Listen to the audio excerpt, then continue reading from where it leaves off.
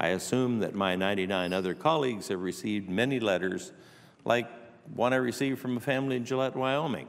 They recently wrote me that under Obamacare, they are paying more than $2,400 a month, essentially taking on more than another mortgage. In their letter to me, they write, "Mike, we are small business owners in Gillette, Wyoming. Between Obama trying to kill the coal, oil, and gas industries and his insurance fraud, we are stuck between a rock and a hard place. I just paid a $2,400 Blue Cross Blue Shield of Wyoming health insurance bill. I can't keep doing that. I'm a real person with real problems created by my own government. Help, Mike, help." That last line of this letter is especially moving. Help, Mike, help. This is why Republicans in Congress and the President have focused on doing just that, helping hardworking Americans like this family in Wyoming. They're looking to us to provide real leadership and rescue them from the failed Obamacare law. The previous administration seemed focused only on protecting their self-described signature legislative achievement. Our focus must be to address Obamacare's tangled and expensive web of regulations. For families like my constituents, the situation is grim and only getting worse by the day. One of the most disturbing parts of this law is that Americans are now essentially double charged by having to pay more in taxes to fund the very health care law that's driving up the cost of their insurance premiums. Let me explain further.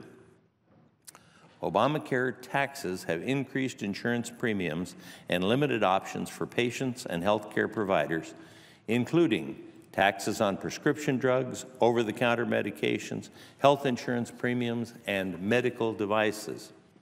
Unless Congress acts, American households will be forced to pay nearly $1 trillion in new taxes and penalties over the next 10 years. Individual and employer mandate penalties forced millions of hardworking families into expensive and terribly inadequate Obamacare plans that they did not want and could not afford.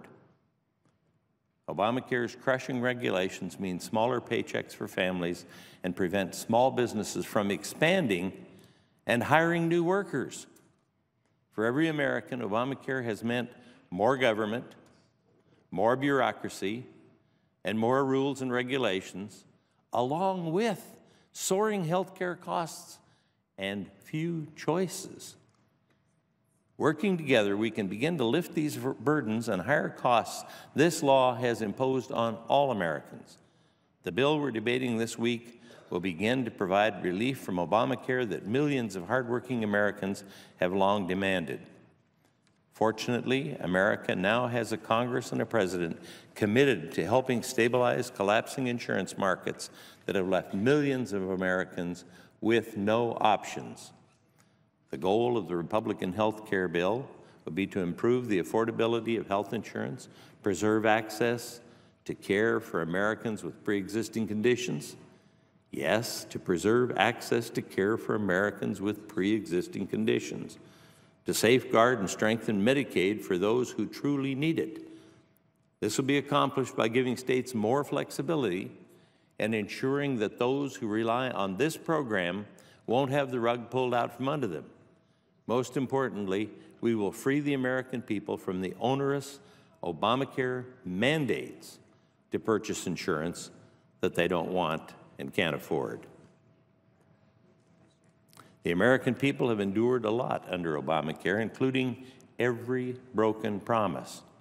We all remember President Obama's promise to each and every American that if they liked their health plan, they could keep it.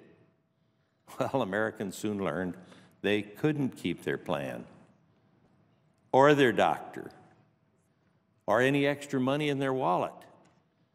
The main reason for this is because Obamacare invaded the insurance marketplace and drastically reduced Americans' choice of health care plans, and with it the competition necessary to contain the cost of health insurance. It was no surprise that the President's promise, "If you like your plan, you can keep it," became the ultimate example of the unfulfilled and unattainable promises of Obamacare. For many senators, especially from rural states like mine, the real impact of Obamacare on our health insurance market is much more disturbing.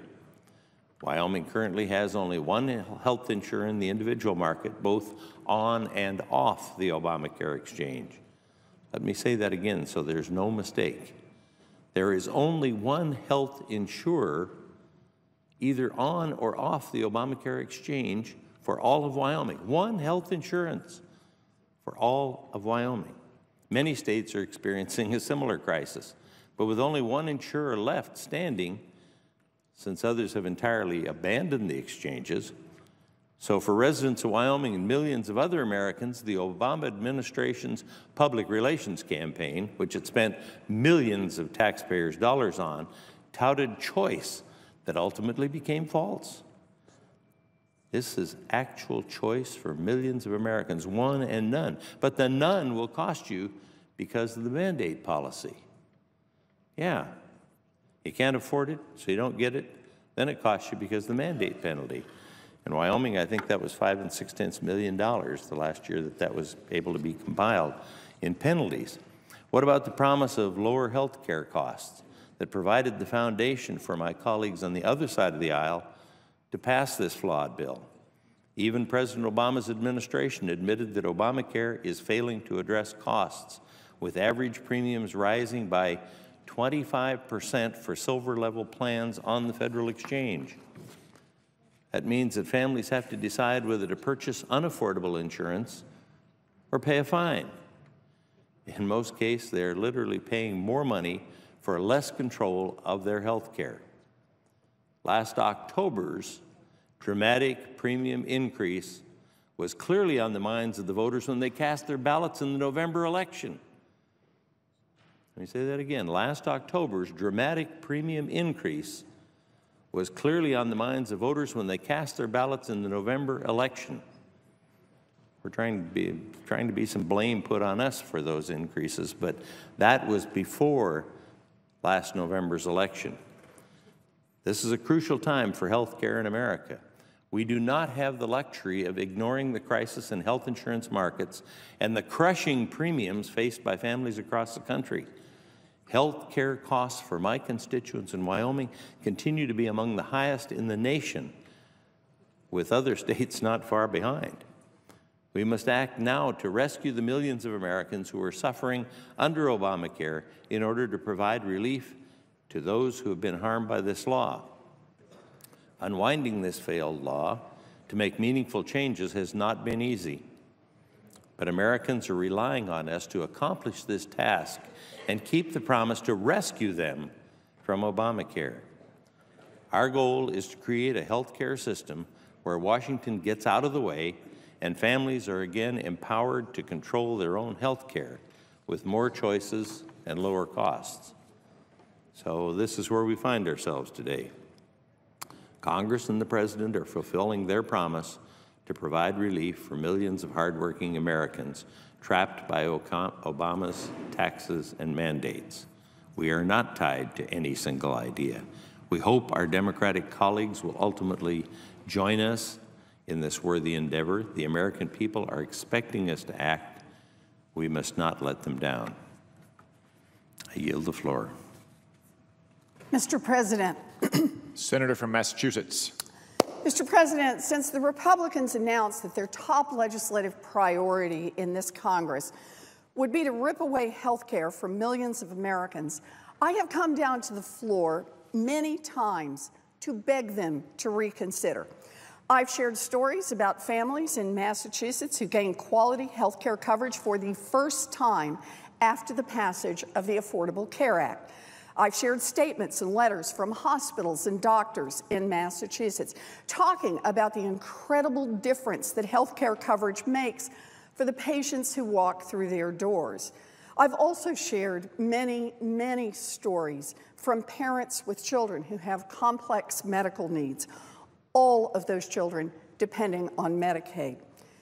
Now, I know that families and doctors and hospitals and nursing homes and patients lying in their hospital beds haven't just been sharing their stories with me.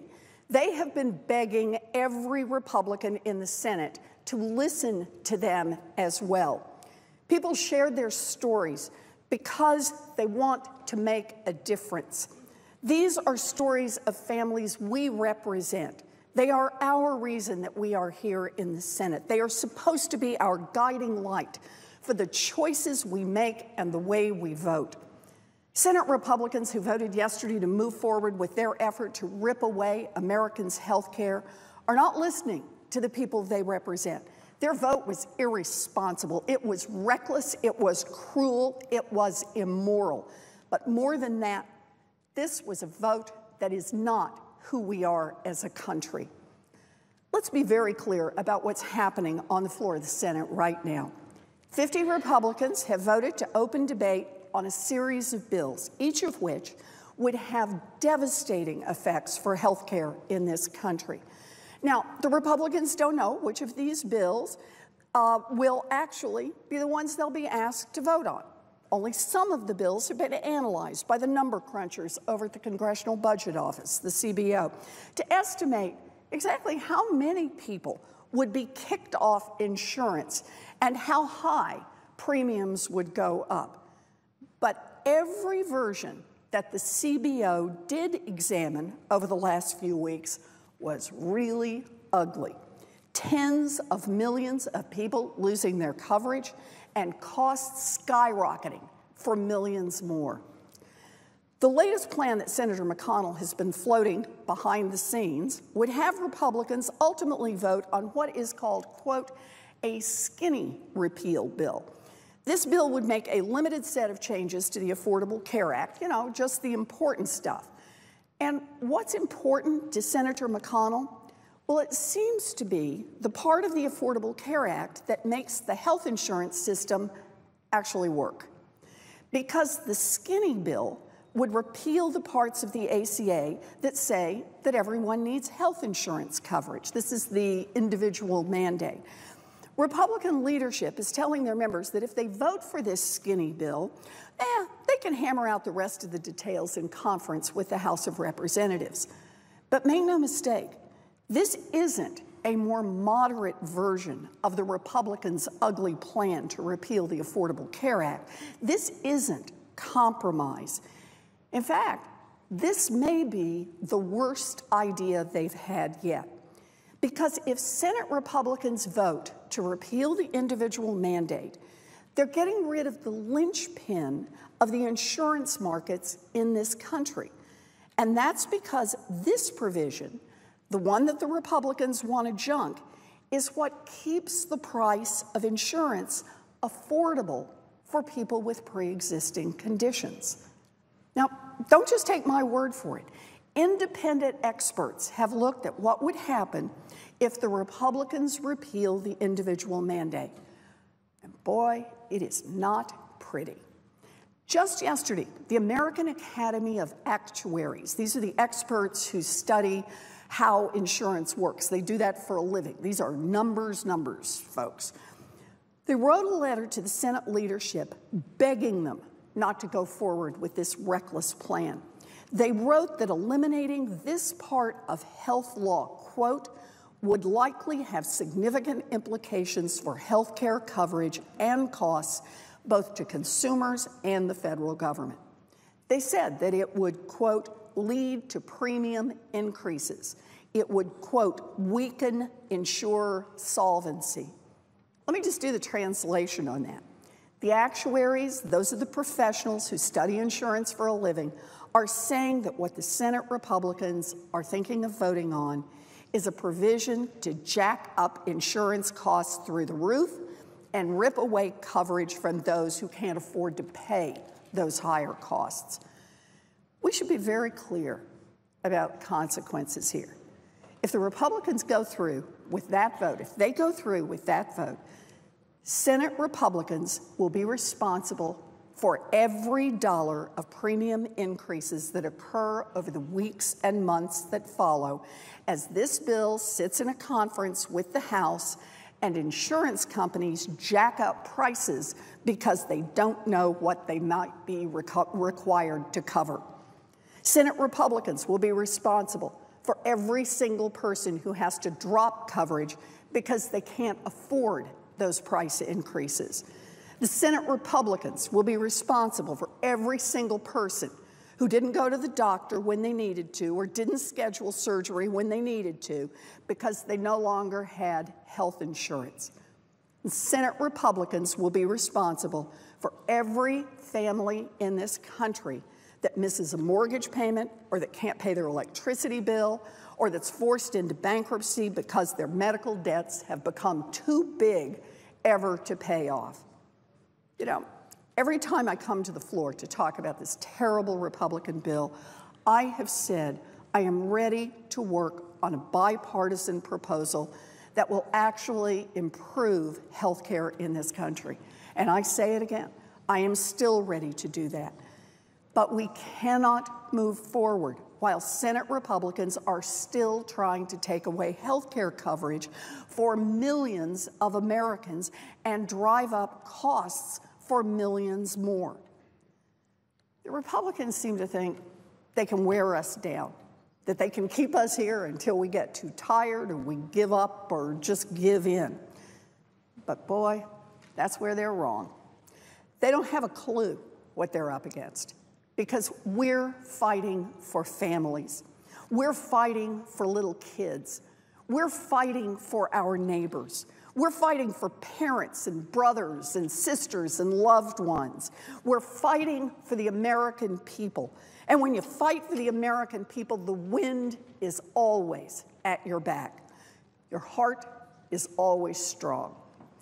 So Democrats will be here fighting for as long as it takes to beat back these shameful health care bills. We hear the American people. We hear you, we are on your side, and we will never give up. Thank you, Mr. Chairman. I yield. Mr. President. Senator from Virginia. Mr. President, first of all, I want to thank my friend, the senator from Massachusetts, for her comments today and for her relentless willingness to take on this fight and so many other fights that are so important to our country. I come to join her call both to point out what are some of the challenges in this legislation, but also to make an appeal to my friends on the other side that this doesn't have to be the way we go. The truth is, and I've been one of the ones who've acknowledged for many years that there are challenges in the Affordable Care Act. And there are areas where there could be common interest in finding solutions. But what we have before us now are a series of bad, badder, and baddest choices. In effect, we have a series of options that say, do we want to pass legislation that would take 16 million Americans off of health care? Do we want to pass legislation that would take 22 million Americans off of health care? Do we want to pass legislation that would take 32 million Americans off health insurance? What part of these choices do my Republican colleagues really embrace? I think in the 8 years that I've been here, I've never seen a series of pieces of legislation that have been so unpopular, even before they're passed, than this litany of options from full repeal to skinny repeal and all the variations in between. And as been said by the senator from Massachusetts, I know the senator from Washington State as well, that the American people know this. That's why our phones are ringing in our offices, and I know in our Senate Republican colleagues, saying, don't pass this kind of legislation. I think about the fact that in the last couple of weeks, I had the parents of a number of children and young adults who had enormous disabilities come to my office. And being in Virginia, we run a very skinny Medicaid program. Frankly, it's not been very generous. Some of the individuals who come to my office had waited 5, 6, one person 10 years to get a Medicaid waiver. These families, these children, in any of the proposals that have been put forward, would be the first to lose their coverage. Family after family talked about the fact that right now, both parents can work because they've got a little bit of relief to take care of their disabled, in certain cases, young adult. In many cases, because of some of this work, that young adult can at least find some place to do some productive work themselves. But if they were to lose the Medicaid waiver, one of the parents would have to stop working, their child would have to stop their form of employment, and net, it would be a loss not only to that family, but it would be a loss to our economy. In Medicaid, as I mentioned, I used to be the governor of Virginia. In 2016, Virginia received about $4 billion in federal Medicaid funds. 51% of the state's funding for people covered by Medicaid. And as I mentioned, we rank one of the skinniest programs in the country. Unfortunately, we rank about 47th, I believe, in terms of our payments. Yet under any of these proposals that decimate Medicaid, Virginia would be penalized for running an efficient program. One of the ironies of this is that the states who are the least penalized in the Republican proposals in terms of the $700 billion plus of Medicaid cuts are actually the states that have more generous programs, often states that are represented by Democratic governors. In what way do these proposals help our Republican colleagues, or for that matter, their constituents? We've heard as well the American Cancer Society, the American Medical Association, the American Academy of Pediatrics, the Hospital Association, the AARP, a who's who of groups affiliated with health care come in and plead, please don't do this way. Any one of this litany of proposals that we'll be dealing with over the next few days. And what I've heard on an individual basis, and I take enormous pride in the fact that in my time here, and sometimes it's even got me crosswise with the ranking member of the Help Committee, I've tried to reach out on virtually every piece of legislation I work with and find a Republican partner. I recall a time I actually got put in time out by a previous leader for doing too much of that. And what I hear from my Republican colleagues is they don't want to own this. They know in many ways this is walking the plank on what is both bad policy, bad politics, bad for their constituents. But this notion that somehow they've got to provide a win for a president that's provided zero leadership before they can take some kind of August recess is literally the worst reasoning I've heard in my 8 years in the Senate on why to pass a piece of legislation, particularly a piece of legislation that affects a sixth of our economy, in many ways, almost a third of people who will be affected by some of these changes. So I would ask, and I think many of us were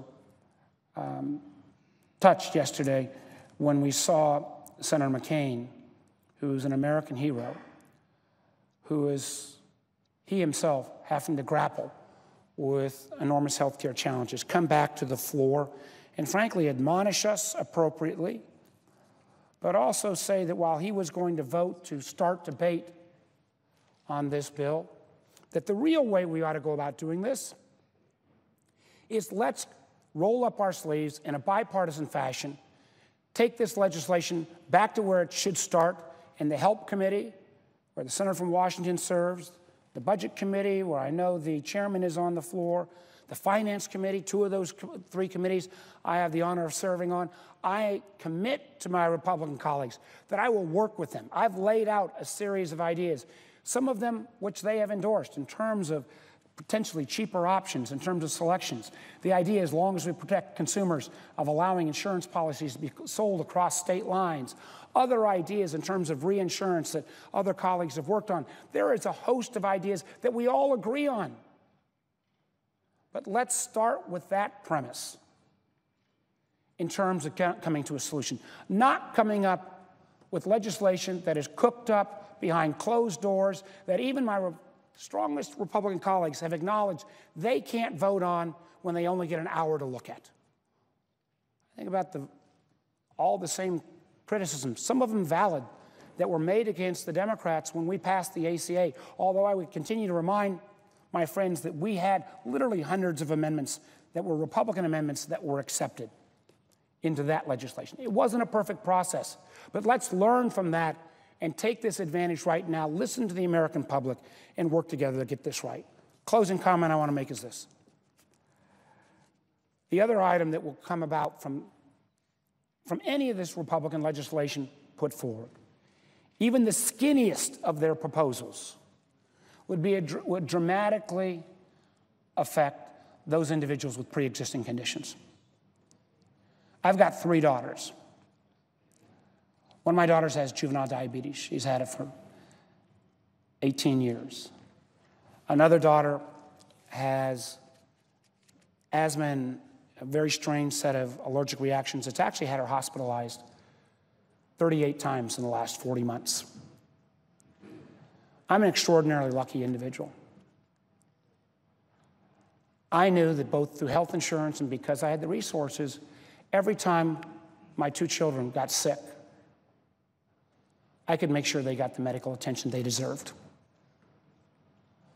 I can't imagine talking to any Virginia family or Washington family or Wyoming family or Arkansas family and trying to explain to them if they have a child with those same afflictions that my kids have got, juvenile diabetes, asthma and allergic reactions that through no fault of their own cause this number of hospitalizations, how I could somehow say my kids have got a right to health care and their kids who've got pre-existing conditions don't have that right. Our country's much, much better than this. We can figure out a way to get this right, but we're not going to get it right if we continue to have this ploy of one closed-door, cooked-up deal after another put forward with no review and no real attempt to find a common solution. So I don't come to the floor that often, and I don't often talk about, by any means, my family. But for the sake not only of my kids who get the coverage they need and deserve, for all of the kids who now get the coverage they didn't have prior to the ACA, who have it now, the idea that insurance companies cannot discriminate against you because you have pre-existing conditions. Let's see if we can make sure we maintain that commitment. Let's see if we can work through in the greatest country in the world, as Senator McCain so eloquently put yesterday, a way that makes this body, once again, the greatest deliberative body in the world. Let's see if we can find that common ground that would allow us to put forward legislation that we would, at the end of the day, all be proud of. That's a goal worth working on, and my hope is over the coming days, we'll find that common group of senators who will say, we're going to take that path rather than the path we're on right now. With that, Mr. President, I yield the floor.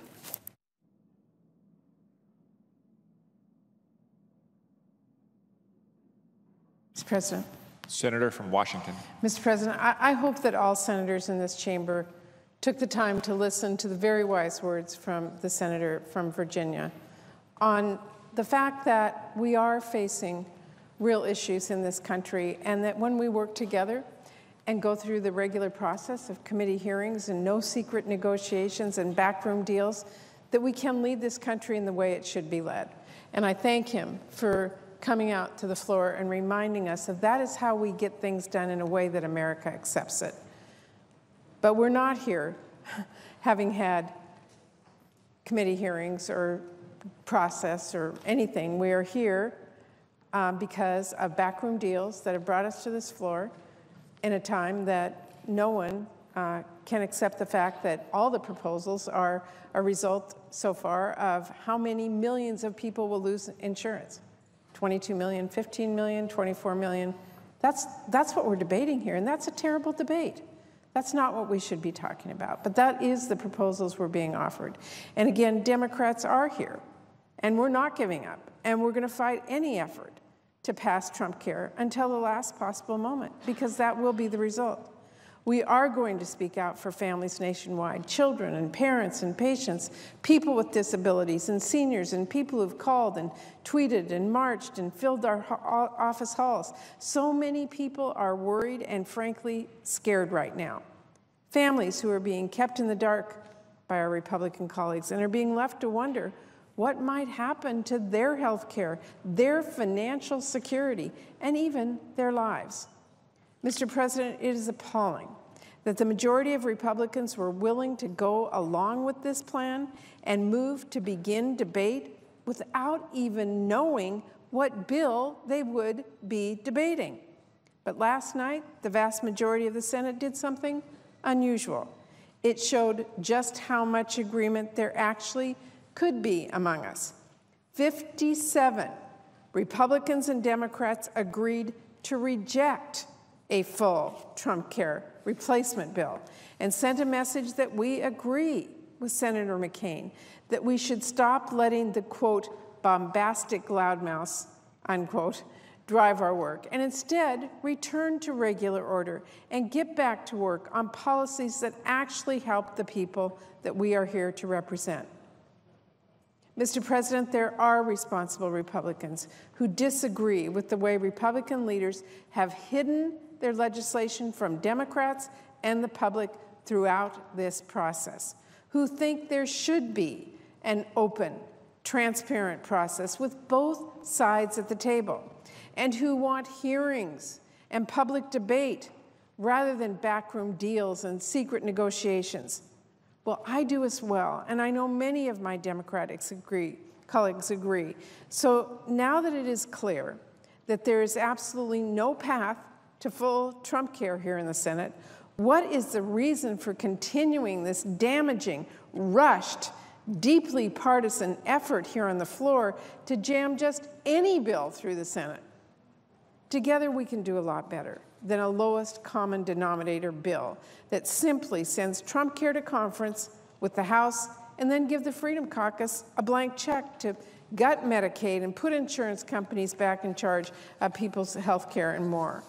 Because let's be clear, the only reason to pass a cobbled together, last minute on the floor bill is to keep the extreme conservative dream of repealing Trump care alive, no matter what that means for patients and families. I truly believe there's a better way to get this done right, and it is to stop what Senate Republican leaders are doing right now and start over. So once again, I ask my Republican colleagues to drop this partisan effort. Join us at the table. Let's work together to improve families' health care like so many of us truly do want to do.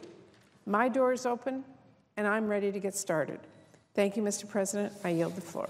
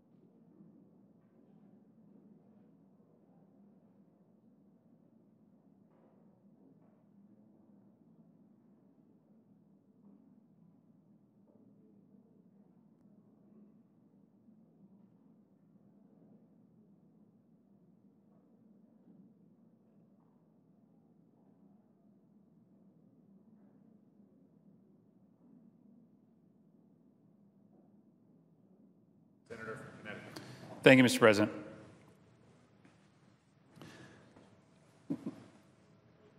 No one should normalize what's happening on the Senate floor right now.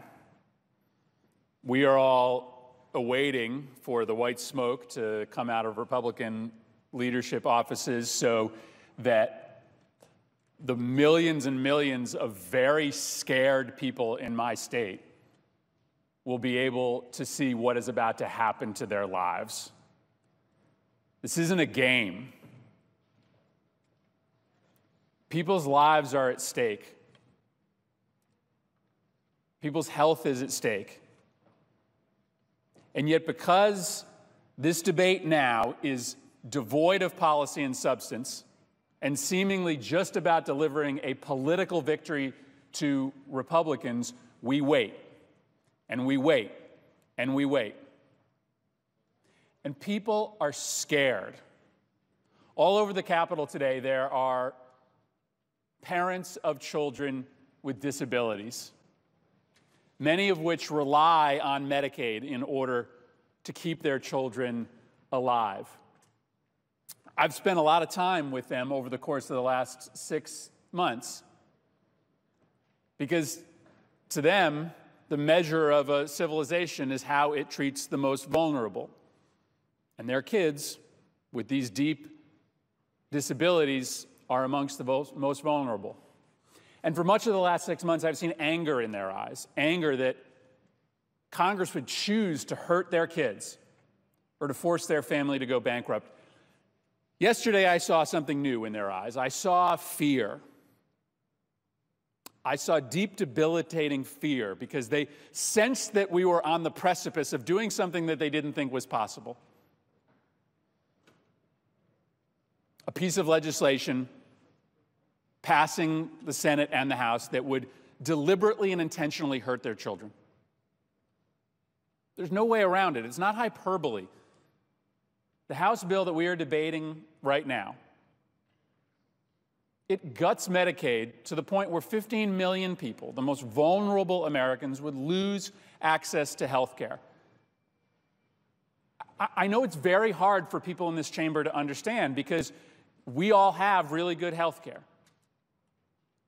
But when you have an expensive disease or your child has an expensive disease and you lose insurance, you can't pay for it. You can sell your house, you can sell your car, you can exhaust your savings, and for some families that'll cover 6 months worth of expenses for their sick child. At some point, the patient dies if they don't have access to health care. And so people are scared. They are really scared. And they're scared not just at the consequences of the House bill eventually passing, but they're also scared at the casualness with which this debate seems to treat their plight. There are rumors now that at the end of this process, we are going to vote on what has been described as a stripped down, gutted version of the original Republican health care bill. It might have 1 or 2 provisions in it, maybe the elimination of the individual mandate, maybe the elimination of a few taxes. And the intent would be to essentially punt the more comprehensive debate about what our healthcare system is going to look like to a conference committee. I want to talk about that for a few moments and what the consequences of that are. First, I want to talk about what the consequences are if that end result is achieved for the United States Senate. Why do my colleagues choose to run for the United States Senate if they are prepared to surrender the biggest policy decision that they will likely face to the House of Representatives? Why go through all the trouble of running, of raising all the money, of getting all the votes to become a U.S. Senator if you aren't prepared to actually render an opinion and pass a bill on the biggest priority issue facing this country right now, the future of the American healthcare system?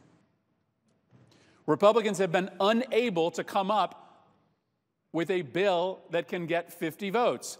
Why? Because you refuse to engage with Democrats. And so now the solution is to punt by passing a stripped-down version of the bill, handing all power to the House of Representatives, surrendering to the House of Representatives.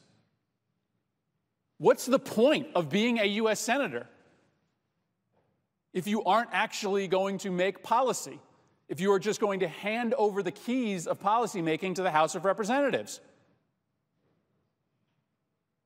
This is the United States Senate, and I disagreed with Senator McCain's vote yesterday, but I heard the speech that he gave to us, that this should be the place in which we make the big, tough decisions about the future of the American economy. And the Senate will put an out-of-business sign on the outside of this chamber if we pass a scaled-down version of this bill that admits we can't come to a conclusion. What's the point of being a United States Senator if you just hand this debate over to the House of Representatives? And by the way, that is what will happen. If the Senate goes to conference with the House of Representatives, and there is only one bill in that conference, and that's what will happen. If a stripped-down version of this bill goes into conference and the House has a comprehensive reform bill, the House bill will be the only one in the conference committee. The House bill will become law. The House bill will survive. It may have some small cosmetic amendments to it, but all of the power will be given to the House of Representatives in those negotiations because there's only one idea that will be present. And so let's go back for a moment and remember what was in that House bill that so many of my Republican colleagues told me was deeply objectionable to them, would never get a vote on the Senate floor. 23 million people lose insurance. Rates go up by 15 to 20%. People with pre-existing conditions in most states likely will lose all protections available to them. Insurance plans won't have to cover maternity care, mental illness, addiction any longer. Medicaid, gone as we know it. To my small state with an $8 billion Medicaid program, a $3 billion cut. Children losing their ability to stay alive because they lose their health care insurance. Seniors in nursing homes being put out on the street. That's not hyperbole, that's real. That's what happens when you kick 23 million people off of insurance. That bill, or some version of it, would emerge from the conference committee because the Senate would have defaulted to it by going to conference with nothing. But that's just the long-term consequence. The short-term consequence is that this scaled-down bill reportedly will include an elimination of the individual mandate. Insurance markets will fall apart. Everybody here knows, whether you're a Republican or a Democrat, that the only way that you guarantee that people get priced the same if they're sick or not sick is to require people to buy insurance when they're not sick. In fact, the Republicans know that because in their bill that they wrote behind closed doors, they included an individual mandate. They did. It was designed in a different way. They said that if you don't buy insurance, you'll be penalized by being locked out of the insurance market for 6 months. But they had a penalty for people that don't buy insurance, just like the Affordable Care Act has a penalty. Both Republicans and Democrats understand that in order for the insurance markets to work as they are regulated today, you need to encourage people to buy insurance when they're healthy and penalize them if they don't. The Republican bill does that, just like the Affordable Care Act does that. So if you pass a bill that removes that mandate, then every insurance adjuster, every actuary who works for a major healthcare insurance company will tell you that the markets will crater because individuals won't buy insurance until they're sick, knowing that they can't be charged anymore. Healthy people won't buy insurance, rates will go up, insurers will flee the markets, the entire thing collapses. That's the short-term consequence of telegraphing to the insurance companies that you are getting rid of the individual mandate. Even if that's not the final result, that telegraph signal at a point where insurers are already rethinking the markets because of the sabotage campaign that President Trump has undertaken, would be catastrophic. This is not a game. These stakes are big. And the casualness with which people are approaching this debate is scaring the life out of people in my state, out of parents of kids with disabilities, of folks that are dealing with sickness and illness all across this country. It is not too late. We don't have a communicable disease. We aren't going to physically harm Republicans if they come talk to us. It's time to abandon this Republican-only approach. Come work with Democrats. Let's jointly own the problems that still exist in the healthcare system, jointly own the solution. People are scared of what is happening in the United States Senate today, and there is a different way. I yield the floor. Mr. President. Senator from Wyoming. What's the time situation? Senator from Wyoming controls 24 minutes. Senator from Washington controls 1 minute.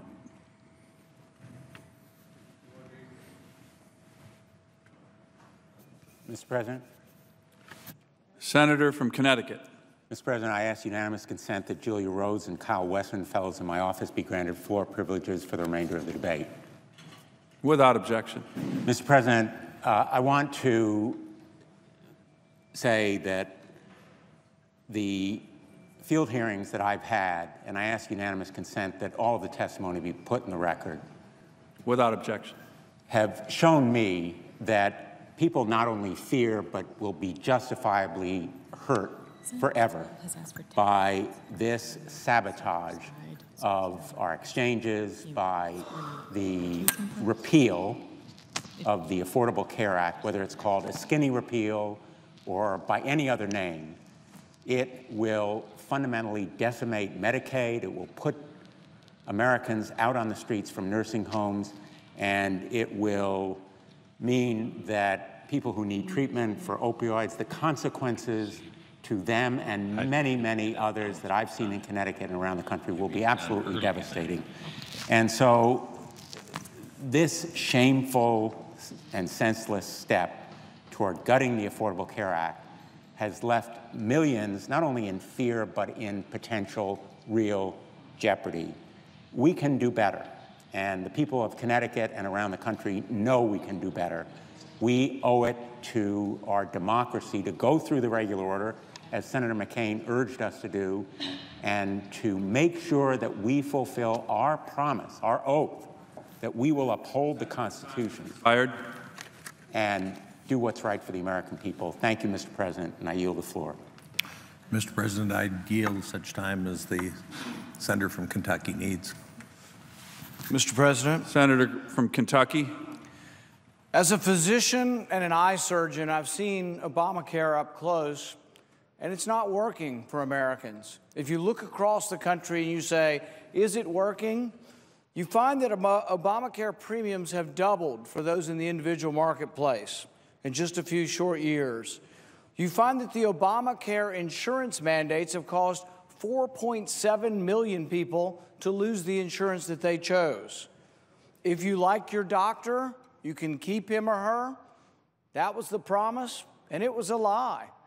4.7 million people were told that they couldn't choose what insurance they want and couldn't choose their doctor. It is estimated there are 800,000 fewer jobs because of Obamacare. How does that happen? Well, if you work 32 hours a week and your employer has to give insurance at 30 hours, guess what happens? Some people get moved to 28 hours. You add up all those hours, and millions of people are working fewer hours. Who are the people that got shafted by Obamacare? Often working class people. In my state, there are 25,000 people that pay a fine because they can't afford Obamacare. These 25,000 people make less than $25,000 a year. They are our working class, and Obamacare punishes them and says, you have to pay a fine. And they say, well, I wish I had insurance, but Obamacare added all these mandates, things that I can't afford. Sure, everybody wants to have everything under the sun covered by their insurance, but when you mandate that, you elevate the price of insurance. So what has happened? Young, healthy people have lost their insurance and don't buy insurance in droves. Obamacare says you can come back anytime after you're sick and buy your insurance. Now, that sounds good, but what it leads to is the death spiral of Obamacare. Obamacare premiums have doubled because the young, healthy people are saying it costs too much, and the sicker and sicker people are the only ones left in insurance. This is what happens when you let the government get involved in the marketplace. If you allow the marketplace to work, what is the one universal feature of capitalism? You get the lowest amount of cost and the most amount of goods distributed to the most amount of people. Right now, under Obamacare, 50% of America has one choice. What does that mean? A monopoly. Who wants the insurance company to have a monopoly? When the insurance companies have monopolies, the prices get doubled. There are some parts of our country now that have no choice in the individual market. So if you're a plumber or a welder or a carpenter, you have to buy insurance in the individual market. Many places in America, you have no choice. In half of America, if you buy insurance by yourself, if you're not part of a large group, in half of America, there's one choice, and monopoly prices. In my state alone, 50,000 Kentuckians have to pay a tax. They have to pay a fine because they can't afford Obamacare, but they're regular working people, and they do work, and they do pay taxes. They pay a fine. We pay $16 million in fines just in my state. Across America, this is happening. How did that become an American sort of legislation or plan to force people to buy stuff they don't want and then to extract money out of their paycheck if they don't do what you tell them? Ultimately, Americans should remember that Obamacare is predicated on force and coercion. Obamacare dictates what kind of insurance you can get and makes you pay a fine if you don't get what the politicians tell you you must get. President Obama basically told you you were too stupid to make your own choices.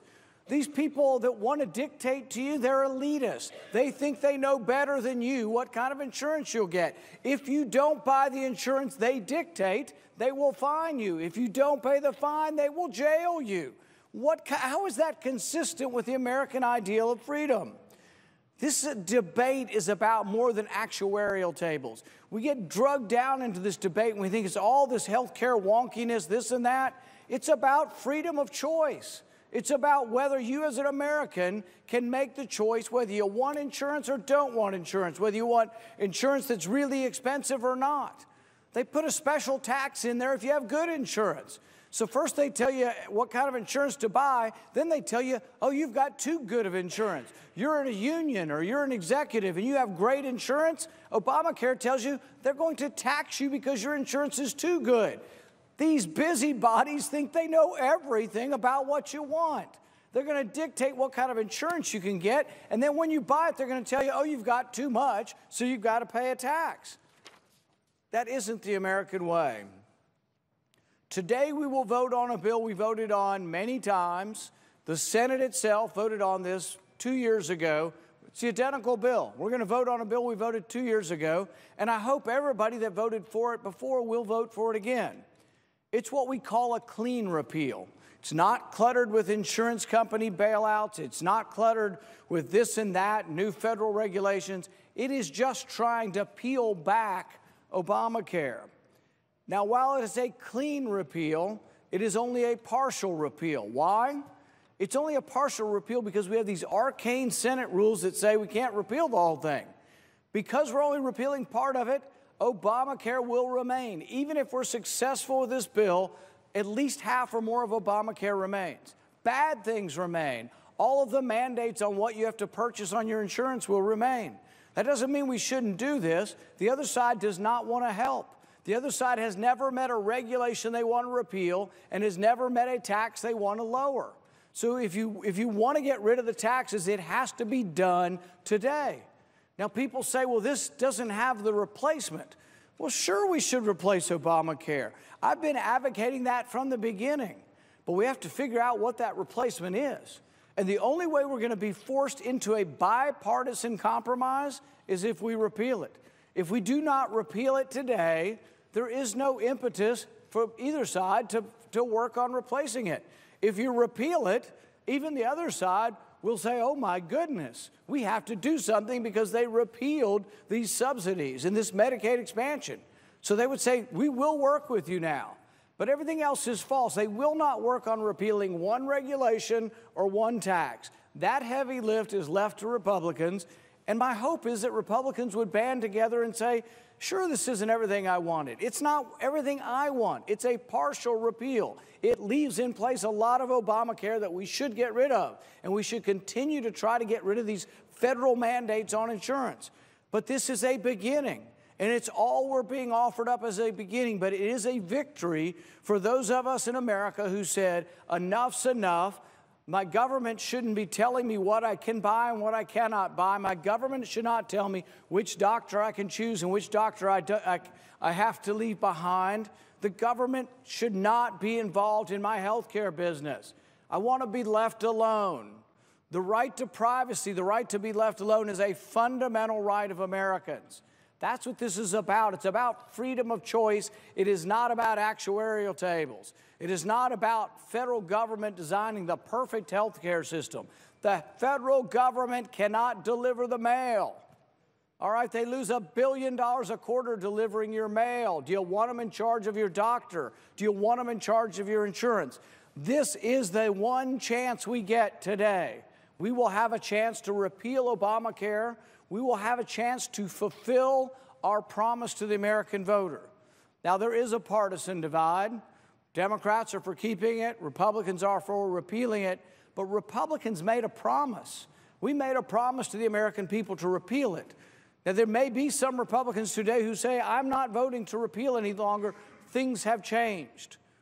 The problem is that we're not going to get towards the solution if we don't begin to repeal. The other thing about this repeal is there's a 2-year window in which part of the repeal doesn't take place for 2 years. Over that 2 years, my guess is we will have impetus from the other side to actually begin to negotiate.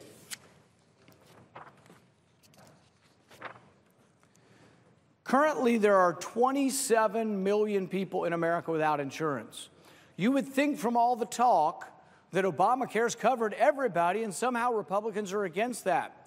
Well, count me as one Republican that wants to figure out how we insure the 27 million who don't have insurance. Of the 27 million people who don't have insurance under Obamacare, half of them don't buy insurance because it's too expensive. Why is it too expensive? Because Obamacare dictates about 15 different things that every insurance policy's got to have. Vision, hearing, pregnancy, you name it, it's all on there. Should everybody want it? Yeah, everybody wants it. But if you put it on every insurance policy, not everybody's going to be able to afford it. So you force people out of the market. 27 million people don't have insurance, and half of them say they can't get it because it's too expensive. Where is the problem in insurance?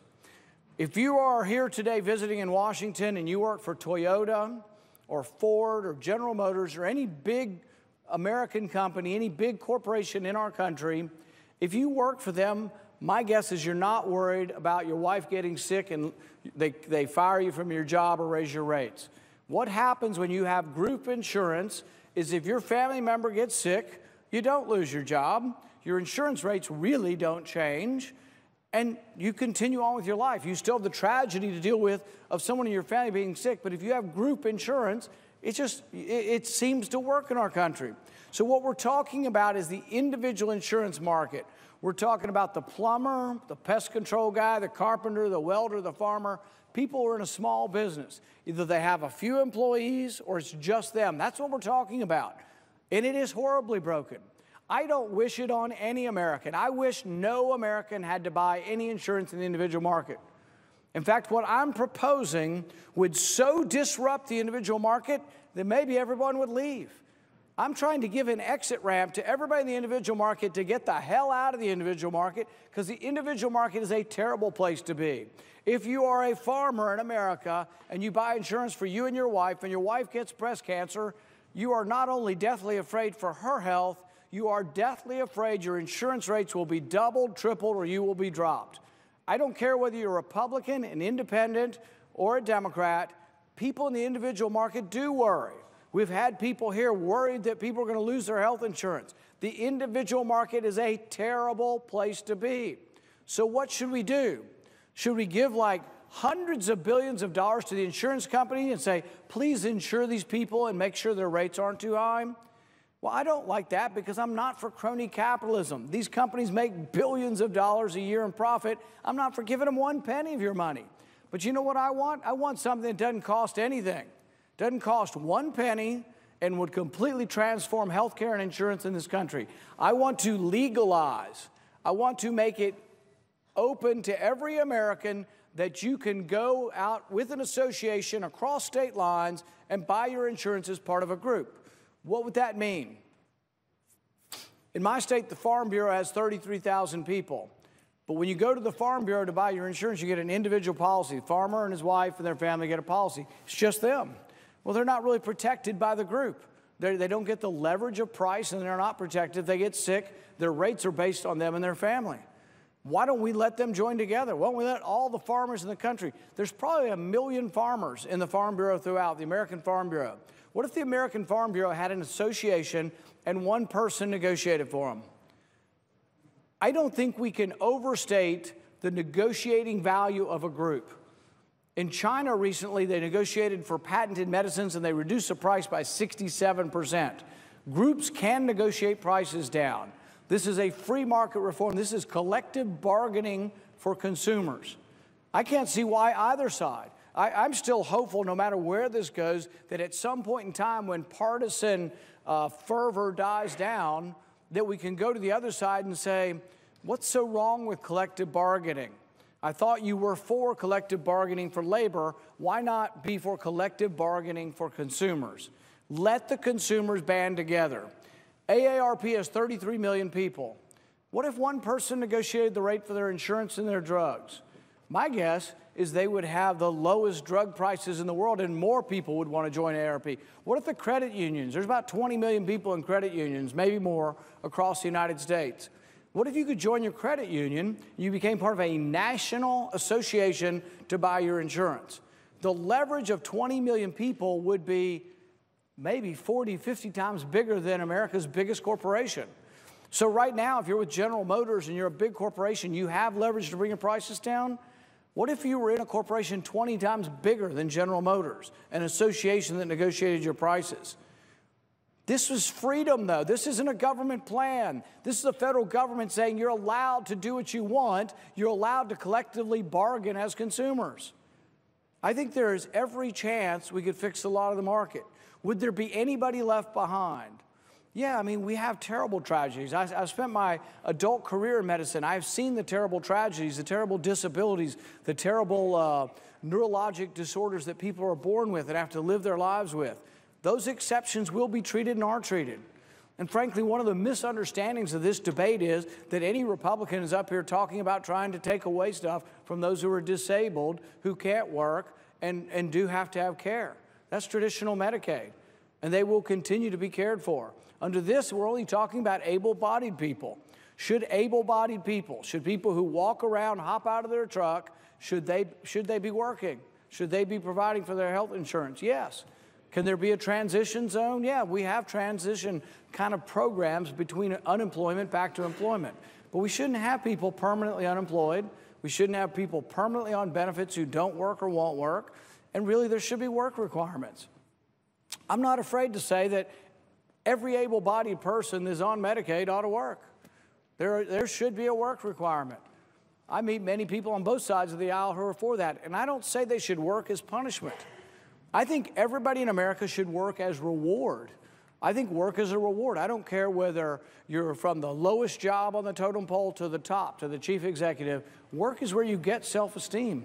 No one can give you self-esteem. Your self-esteem comes from work.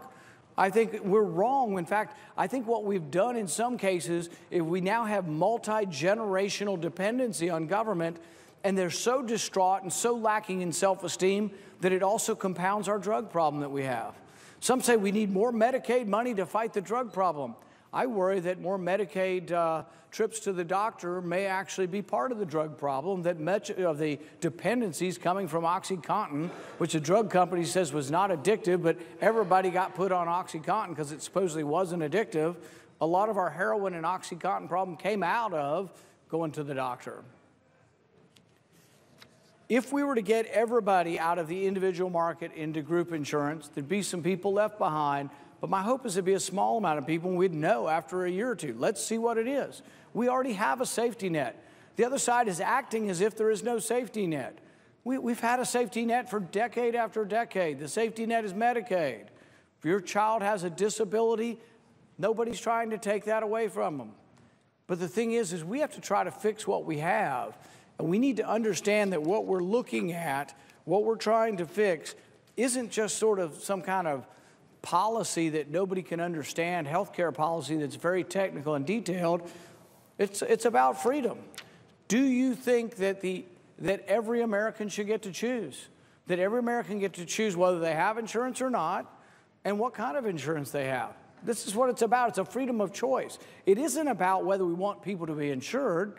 So when you hear these hyperbolic statements saying, oh, all these people are going to die and Republicans want people to die, those hyperbolic statements aren't really helpful to the debate. I do not question the motives of any of the Democrats as far as wanting to provide care. I never questioned President Obama's, desire to help poor people, to help people get insurance. It's, to me, more of a question of what will work. What distributes goods better, socialism or capitalism?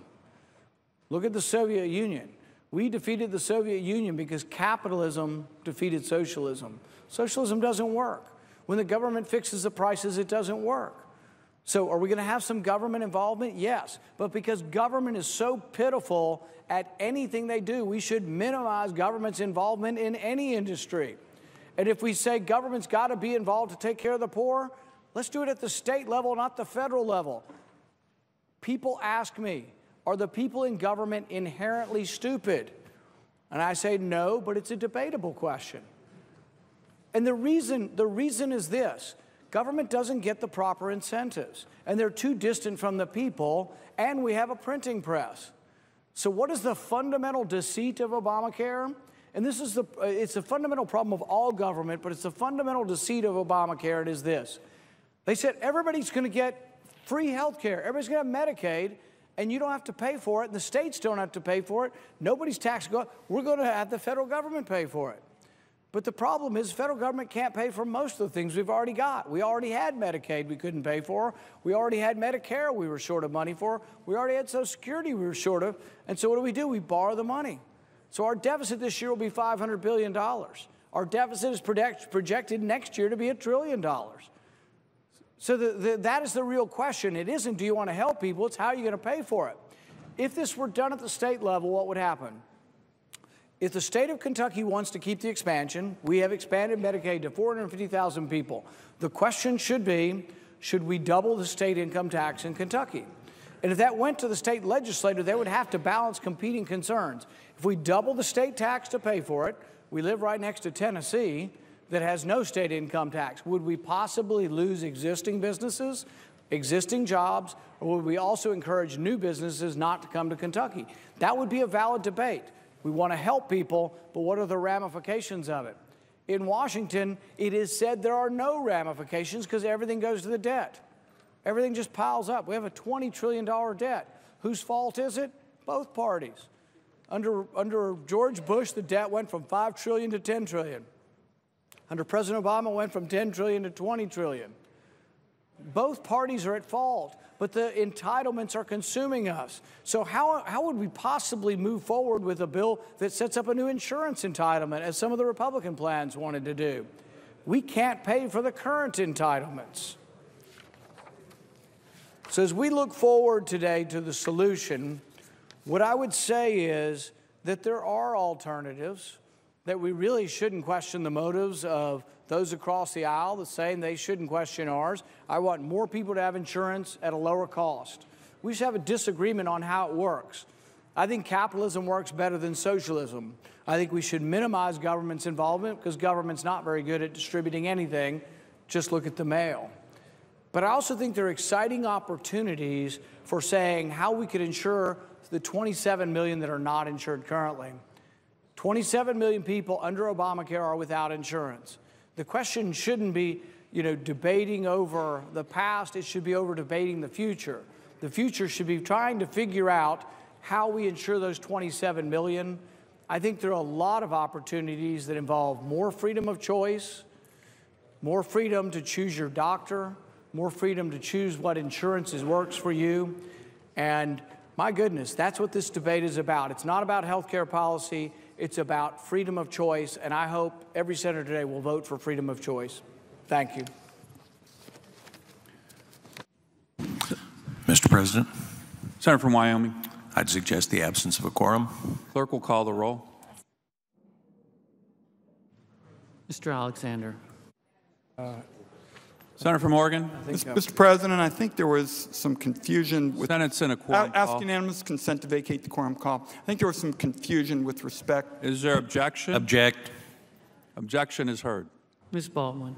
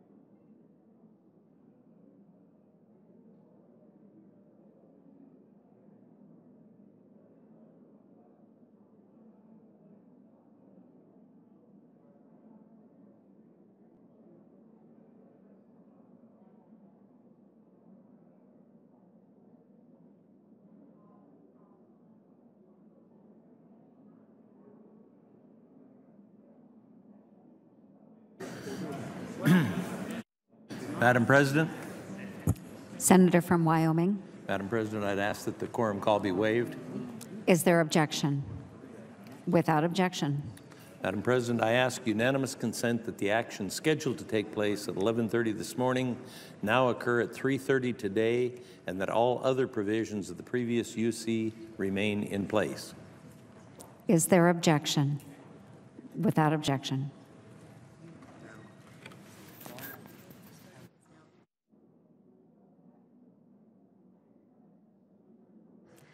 The time until 3:30 is now equally divided.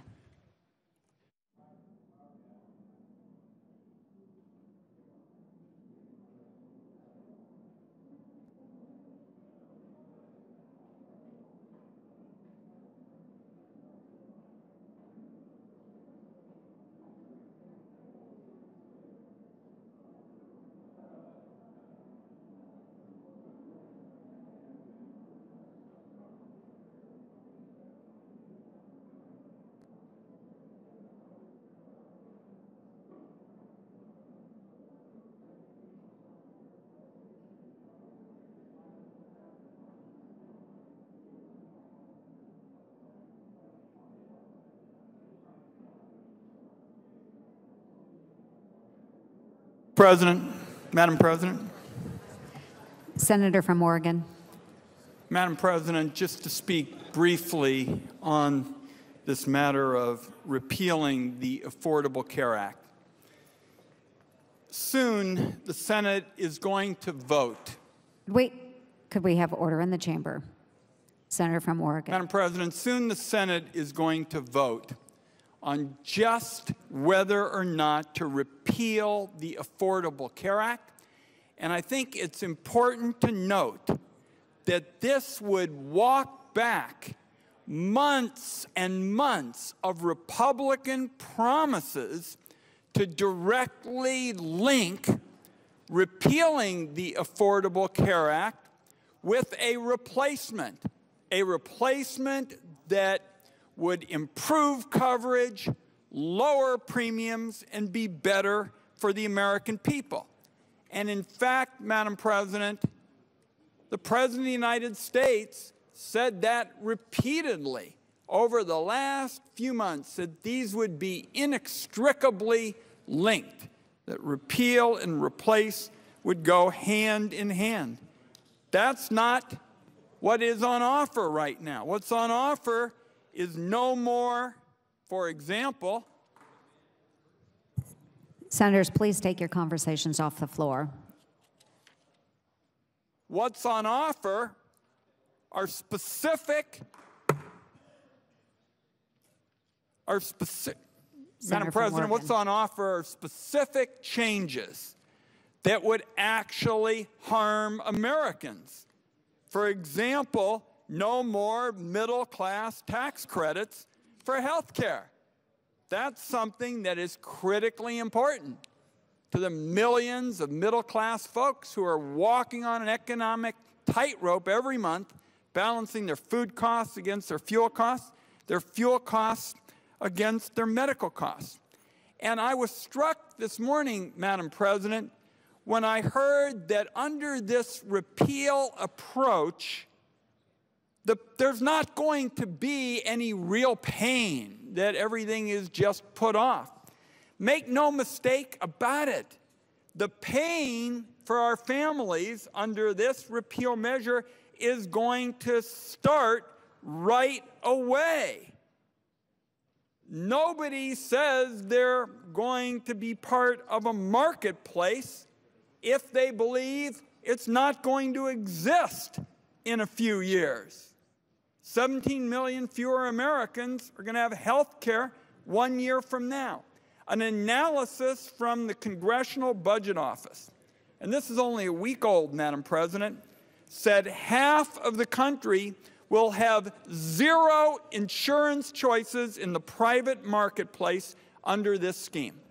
So I'd like to repeat that so that people understand that this idea that there's really no pain here and nothing starts for a long time, the Congressional Budget Office, our nonpartisan, impartial umpire doesn't agree with that. They said just last week, half of the country will have zero insurance choices in the private marketplace under this scheme.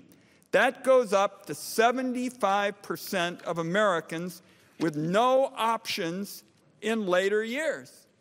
So my view is, Madam President, this is just legislative malpractice. First, because of the pain and harm it is going to cause so many Americans, and the Congressional Budget Office says that kind of misery is going to kick in quickly. And then second, Madam President, and I don't think this has been discussed on the floor, this walks back months and months of Republican promises. The American people were told again and again that repeal and replace were going to be directly linked.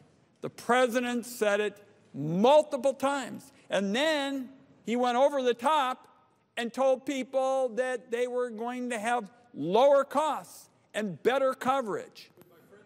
Oregon yield for a question? Be happy to yield to my friend. My friend from Oregon is pointing out that this legislation would impact virtually every American because in one way or another, we all interface with the healthcare system. This legislation, I would ask my friend to confirm, would impact what percentage of the United States economy? We're talking, I would say to my colleague, the ranking member of the Budget Committee, we're talking about 1/6 of the American economy. 1/6 of the American economy. That's over $3 trillion every single year. Now, when we are dealing with legislation that impacts virtually every American, over $3 trillion every year, would my friend from Oregon please tell me, and I know that he is the ranking member of the Finance Committee and I'm on the Health, Education, Labor Committee, would my friend from Oregon tell me how many hearings have been held on the Finance Committee to discuss the economic implications of this legislation? Were there 5, 10, how many hearings on this enormously complicated and important issue? My colleague is being logical, and heaven forbid that that should be introduced into this, because we would automatically assume that on a matter like this, where you're talking about 1/6 of the American economy, the Senate Finance Committee would have hearings. There have been no hearings. No hearings. No hearings on a bill which impacts 1/6 of the American economy and every single American. Now, let me ask my friend from Oregon, obviously before my Republican colleagues would go forward on radical legislation like this that would throw some 32 million Americans off of the health insurance they had, they obviously have consulted with doctors and hospitals to get their views as to the impact this legislation would have on patients in hospitals all over America. What kind of testimony did the doctors make on this bill or the hospital administrators make? I can tell my colleague, Senator Murray, and the two of us, the ranking member on the Budget Committee and I, have actually made public the overwhelming opposition from providers on this. So, in effect, providers and patients are standing together in opposition to this. Right. So, if my understanding is correct, and I'm quite sure it is, the American Medical Association, not one of the great progressive groups in America, but the group that represents the physicians in this country. A, they have not been able to make testimony, but B, what is their view on this legislation? What do the doctors of America feel about this important legislation? They are opposed, as I've indicated, and I think it is particularly important to see this provider-patient partnership that in this time is saying the patients come first and this bill hurts patients. But we have not heard yet from one doctor making public testimony at a hearing. In other words, this bill has not said to doctors What will this mean to your patients? What happens if 32 million people are thrown off of Medicaid? How many will get much sicker? How many of them will die? No tests. What about hospitals? What kind of testimony have we heard from hospital administrators, those in rural America, about the impact of this legislation on rural hospitals in Vermont, rural hospitals in Oregon? What I can tell my colleague is, again, those hospitals have not been in front of the Finance Committee. And one of the things that I appreciate about so many colleagues on this side of the aisle is they said, well, if we're not going to hear from these providers like the hospitals in the committee, we're going to go out to the country and listen to them. And I have had town hall meetings throughout rural Oregon, as my colleague Senator Merkley has, the rural hospitals that are the economic engine of so many rural communities. They are opposed to this legislation. And let me ask my friend from Oregon, what kind of testimony have we heard as to the impact of this legislation on older working people in terms of what it might mean in increased premiums? Have we heard much discussion? Has the AARP, which is strongly opposed to this legislation, been able to come forward at a public hearing and express their point of view? The AARP has also not been in front of the Senate Finance Committee. But I want to say again, senators have said if they're not going to be in front of the Senate Finance Committee, where we ought to actually hear testimony in line with the regular order, we're going to go out to the country and listen to AARP members and organizations. And they are overwhelmingly opposed to this because people between 55 and 64 would pay 5 times as much as younger people, and they would get fewer tax breaks. Well, would my colleague please repeat that? I think it's important for older Americans to hear this. We had a candidate running for president of the United States named Donald Trump. And he ran all over this country, and he said he's going to stand up for working families. He's going to stand up for the working class of this country. Please repeat what this legislation would mean if somebody were a 62-year-old worker in Vermont or in Oregon. What kind of premium increase might he or she see? Hundreds and hundreds of dollars, and in a number of instances more. And the reality is, I think they're going to have a lot of trouble getting coverage at all. And the reality is, when you pour gasoline on the fires of uncertainty, and this is particularly important right now as plans are thinking about signing up, that makes it more likely you aren't going to have plans at all. The Congressional Budget Office has also found this. The Paul legislation makes that worse. Now, while the AARP and other senior groups have not been able to testify, would my friend from Oregon tell me what their views are on this particular legislation because of its impact on older workers and seniors in general? While the senior groups have not been able to come before the Finance Committee to discuss this issue, I can say, and I've been working with a number of these organizations since my days with the Gray Panthers, they are overwhelmingly opposed to this. And I think in particular, this idea that we heard from the Congressional Budget Office last week that half the country will have 0 insurance choices in the private marketplace under this repeal scheme, and it goes up, that will just cause even more seniors to be against it. But it's not only older workers, because we have, as an aging population, more and more people in nursing homes. Would my friend from Oregon describe what happens under this legislation if somebody has a mom or a dad in a nursing home struggling with Alzheimer's or some other terrible illness? Under this legislation, you would have a massive rollback of the Medicaid program. And so for all of those older people who scrimped and saved all their lives, they didn't take that vacation, they tried to make sure they could educate their kids, Medicaid picks up 2 out of 3 of the costs of 2 out of 3 nursing home beds in America.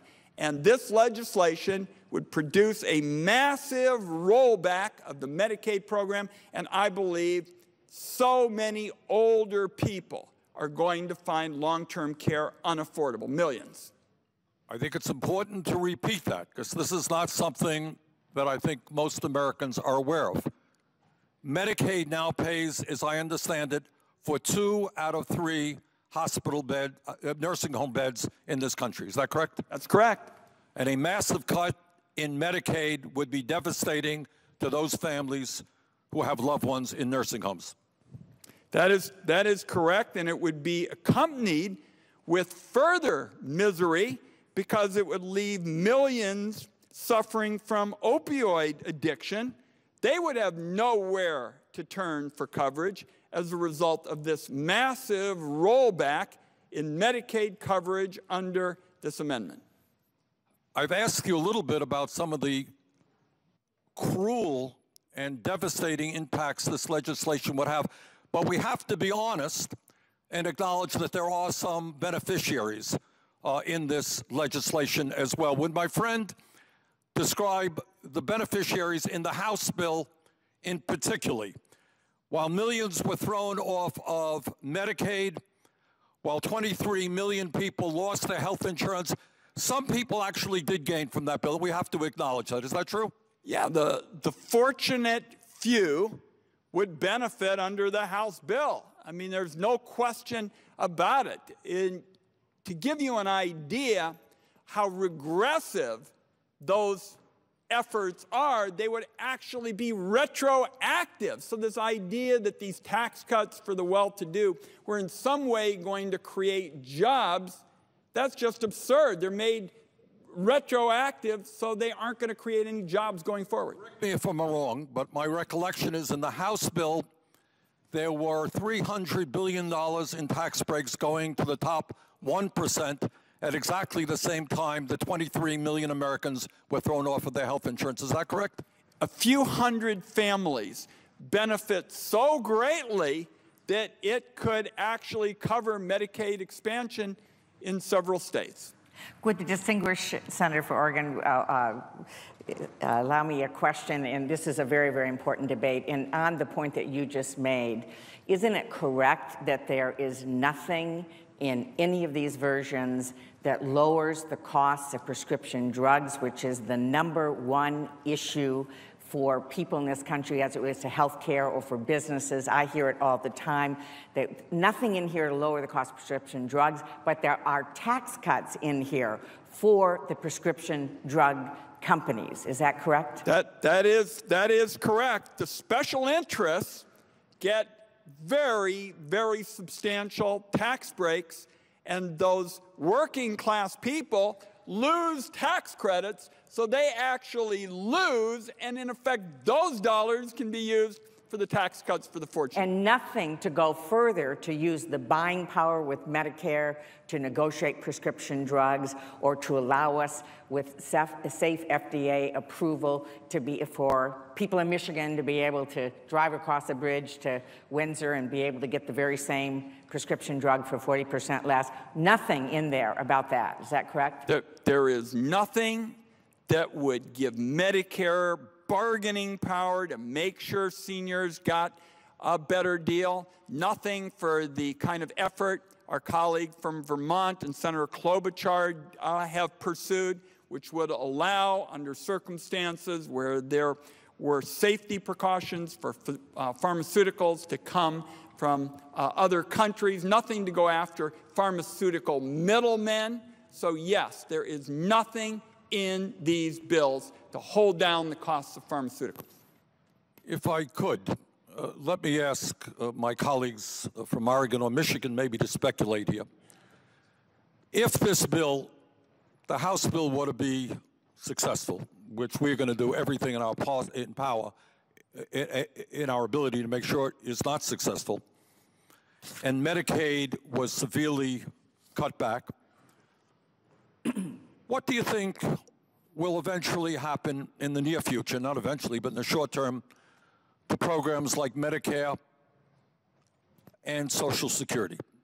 Would it be a reasonable assumption that this is the beginning of the effort on the part of the Koch brothers and Republicans in the Congress to begin dismantling virtually every federal program that helps working people? Is it not true that the House Budget Committee has already passed legislation that would move toward voucherizing Medicare and privatizing it?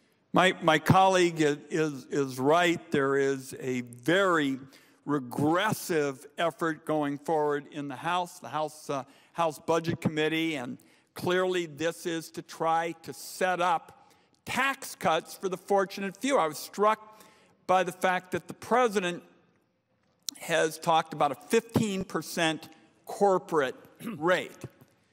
You lose $100 billion for every point you lower the corporate rate. So the corporate rate is now 35%. You move it to 15. That's $2 trillion that goes out the door. So yes, I'm very troubled that the House effort plus this legislation is really an effort to begin the unraveling of America's social safety net, and that funds that provide for those very vulnerable people would be used for these additional tax breaks. I wonder if the senators are aware in Michigan, and I share the senator from Vermont's deep concerns about those opportunities that people have paid into, by the way. This is not some free, this is not an entitlement. People pay in to Medicare, pay into Social Security, which has lifted a generation of seniors out of poverty, allowed seniors and people with disabilities to live longer because of Medicare, and it has created a better quality of life.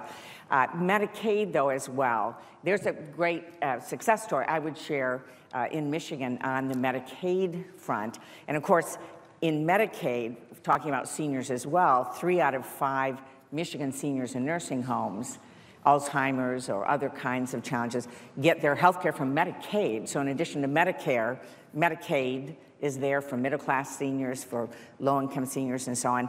But there's another piece when our distinguished senator from Oregon talks about dollars, saving dollars or costing dollars. Michigan, an interesting thing has happened by setting up Healthy Michigan and expanding Medicaid health care to minimum wage working people.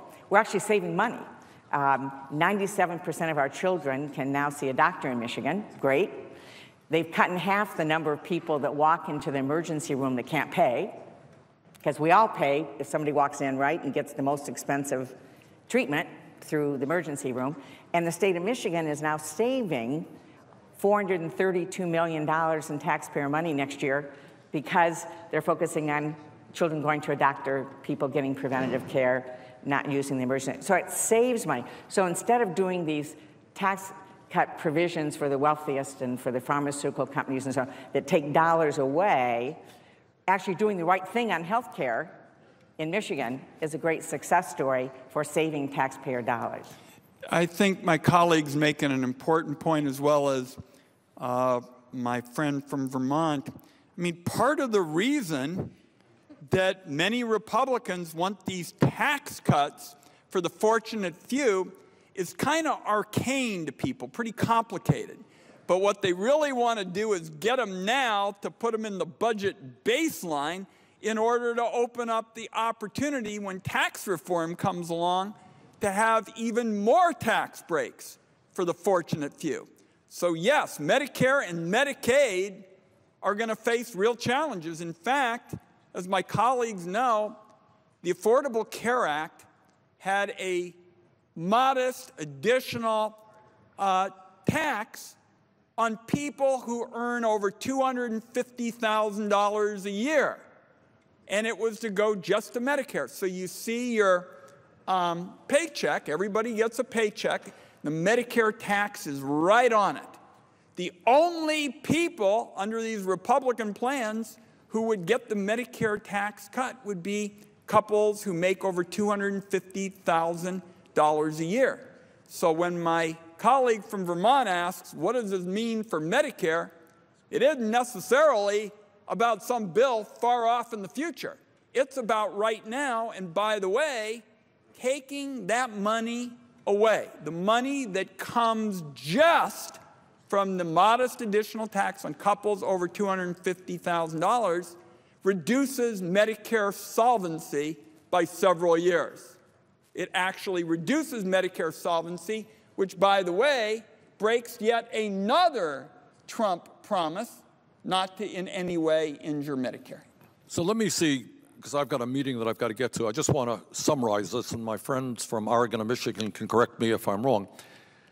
We are looking at a bill that came from the House and various proposals being introduced here in the Senate, which essentially says that we're going to throw over 20 million Americans off of the health insurance that they currently have.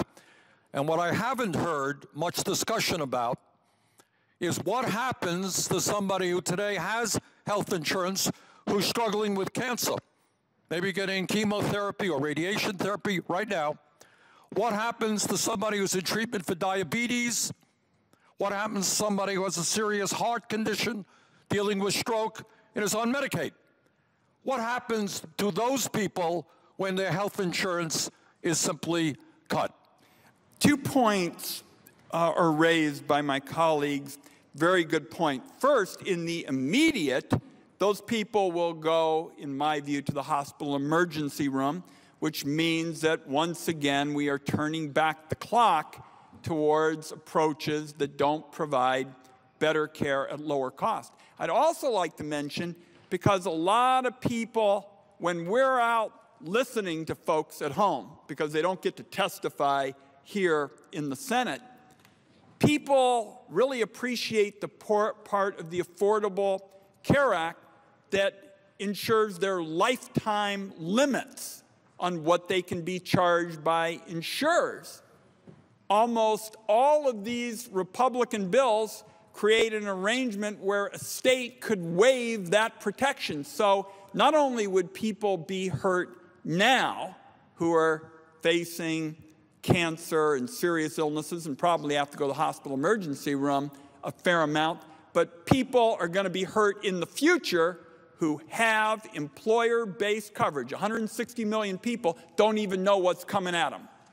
And if I might just ask one final question, would you agree that rather than this approach, which we don't even know moment to moment what we're voting on here, because unlike what we did in the Finance Committee back in 2009, there were 100 hearings in Finance Committee and the Health Committee before we even voted on anything back on the Affordable Care Act. Rather than that process, we're looking at a situation where everything coming before us will take away health care for tens of millions of people and raise costs on everybody.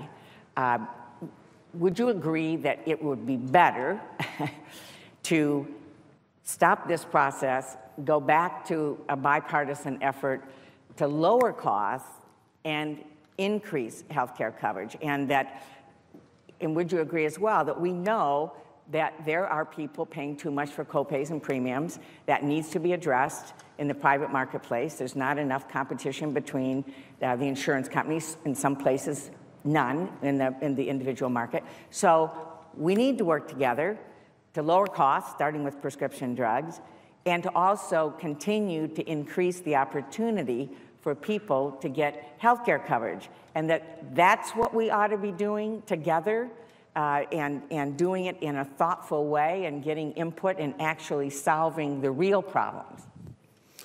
My colleague has described how the Senate works best when you say, look, bipartisanship is not about taking each other's lousy ideas.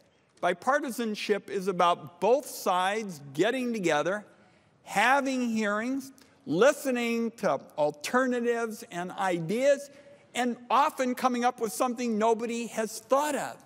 And my colleague knows a lot about bipartisanship in health, because my colleague was part of our effort back in 2008 when we put together the first bipartisan universal coverage bill in the history of the Senate. 7 Democrats, 7 Republicans. By the way, a number of those Republicans are still serving in the Senate today, so we know that is a better path. So to wrap up this portion of the debate, I would just say to my colleagues, the best way to proceed is with a kind of 2-part effort. The The first is to say we all agree the Affordable Care Act is not perfect. We're going to take steps immediately to stabilize the private insurance market. We've got a number of our colleagues, Senator Shaheen, with her effort to make sure people can get some help when they have deductibles and co-payments. Our colleague from Virginia, Senator Kaine, with reinsurance. Senator McCaskill, with a fine idea to help areas that are really bare in terms of no coverage. And we have to move to stabilize the private market quickly, because at the end of August, the plans are essentially signing contracts for premiums for 2018. So my colleague is absolutely right. We ought to knock off this partisan our way or the highway approach, move on a bipartisan basis to take steps to improve the Affordable Care Act now, after we have hearings and input and the opportunity to have people in front of the committees of jurisdiction. And after that, we then move to the broader array of issues, starting with the immediate challenge my colleague has led on, which is clamping down on the cost of pharmaceuticals. So you take steps to stabilize the market immediately, and then you move again in a bipartisan way on what our constituents are talking about at every community meeting, which is that their Social Security checks, the benefits they get, aren't coming close to keeping up with the rise in the cost of prescriptions. So I thank my colleague. This has been very helpful. Her questions, our colleague from Vermont, Senator Sanders, and Madam President, I yield the floor.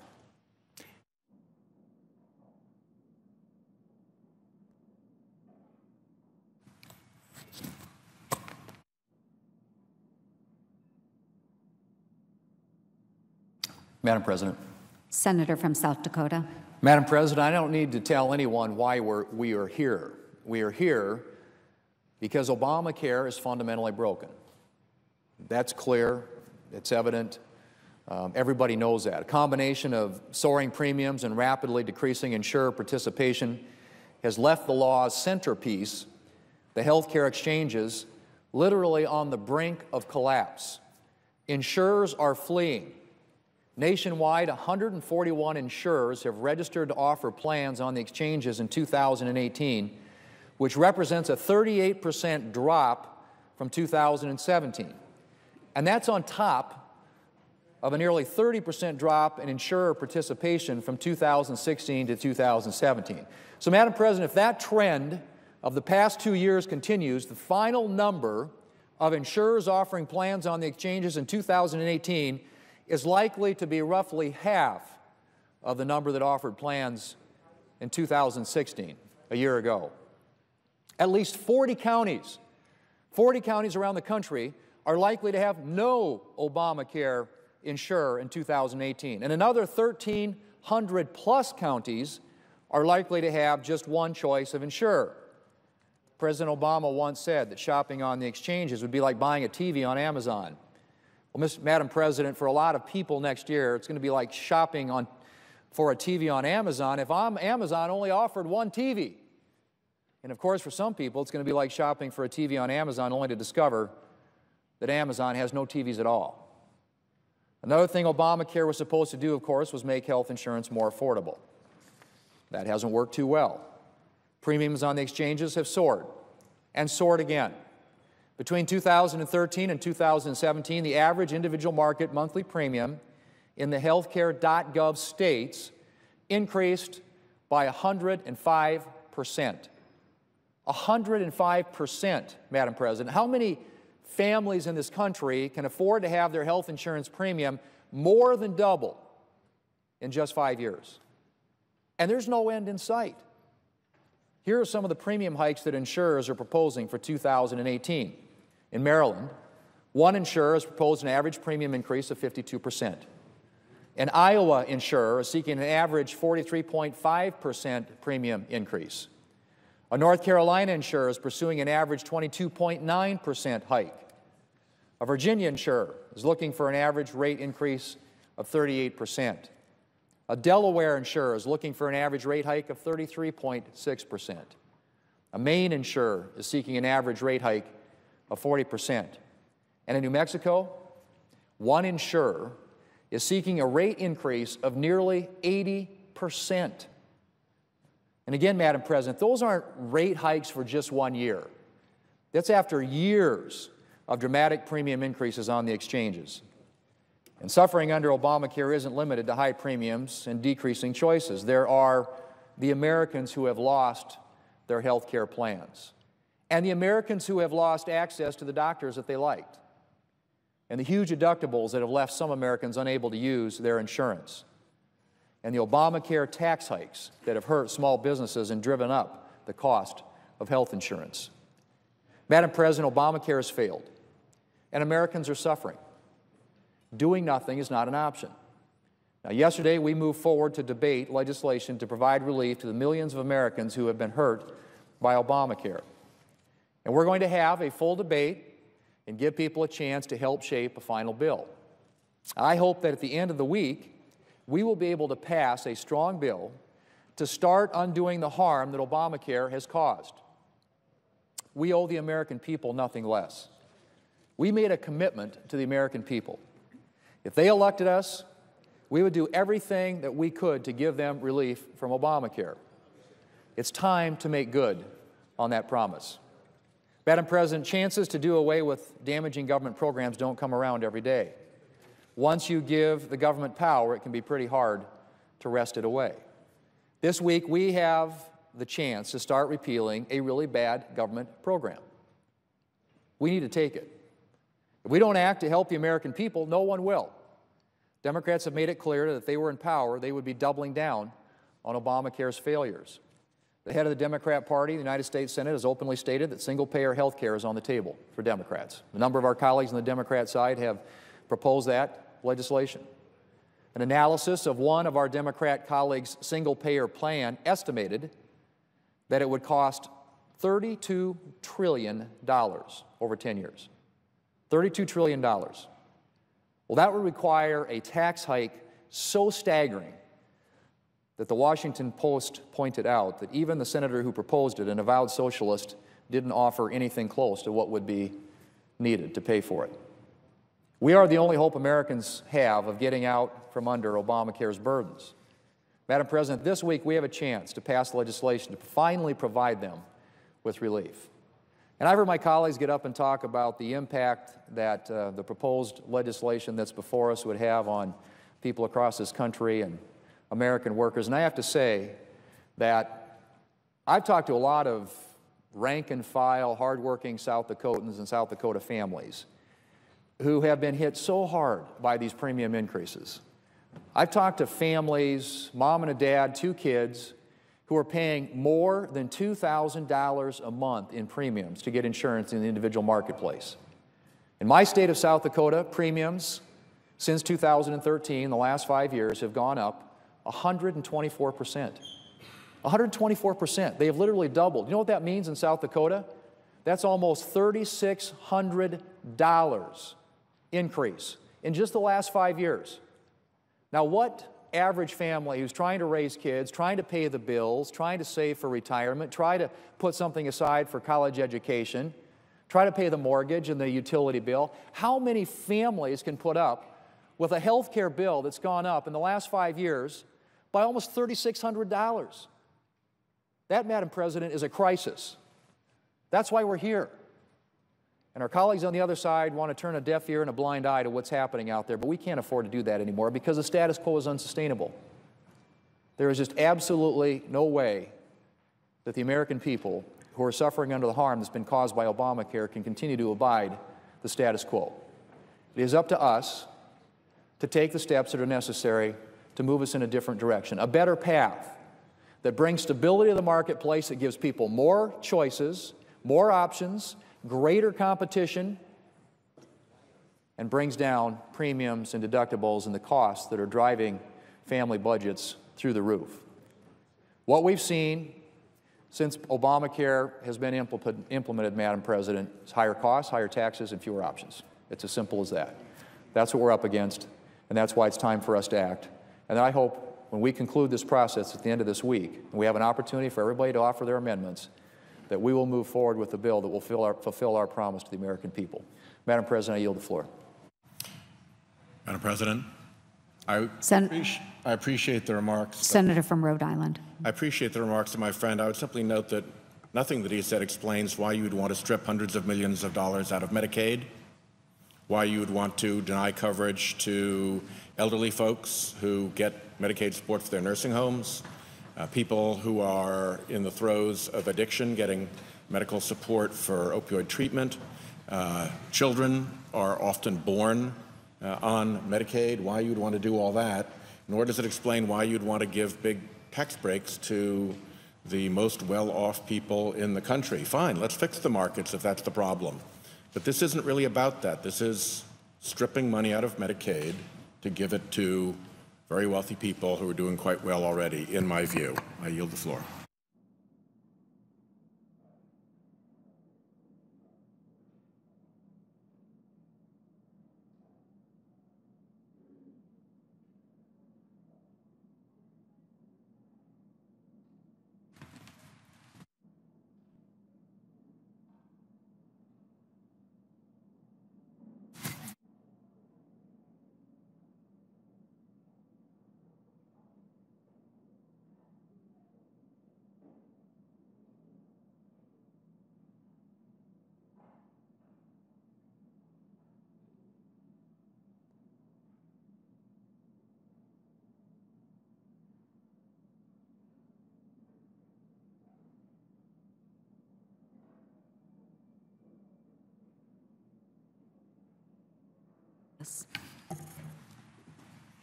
Mr. President.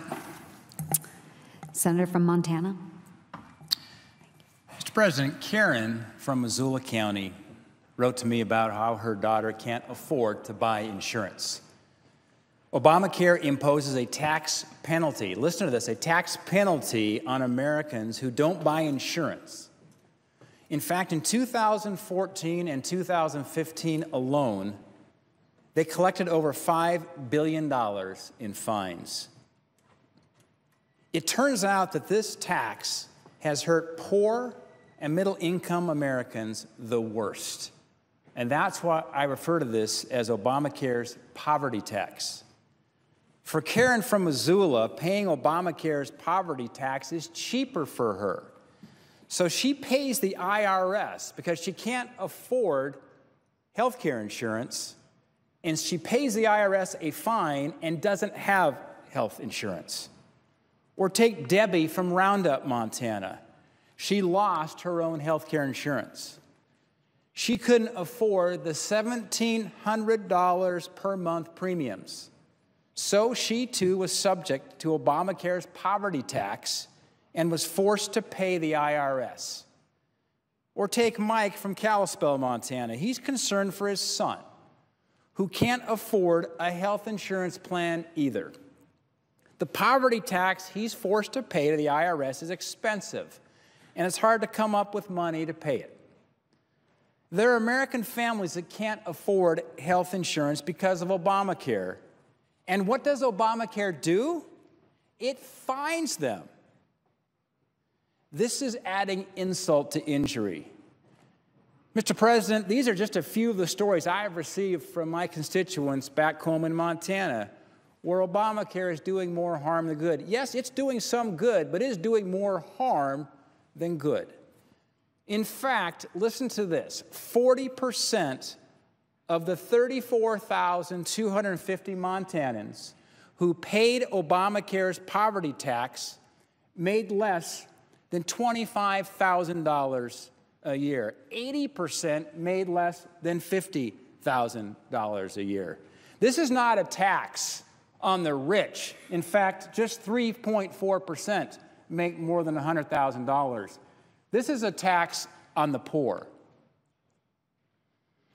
And instead of helping these vulnerable Montanans to make ends meet, Obamacare puts a poverty tax on them for being too poor to afford health insurance. In fact, in Montana alone, they paid nearly $7.8 million to the IRS.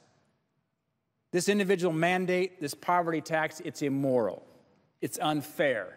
It's a tax on freedom. It needs to be repealed immediately. And these poverty taxes must be paid back to the poor who have paid them. Now, our friends across the aisle will say we want to get rid of taxes on the rich, but the rich aren't paying this tax. The poor are paying this tax.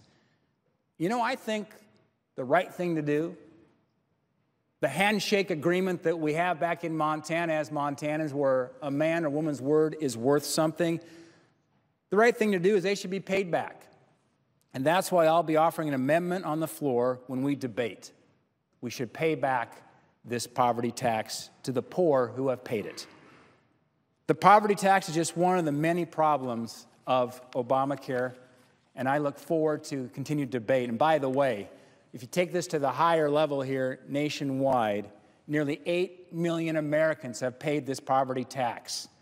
And as we looked at every state's numbers, it all comes about the same. It's somewhere between 40 and 50% of those Americans make less than $25,000 a year. In Indiana, it's 176,000 Indianans. We've got them for every state. Look at West Virginia. West Virginians, 45,000 of them paid the poverty tax. 49% of them make less than $25,000 a year. Let's take North Dakota.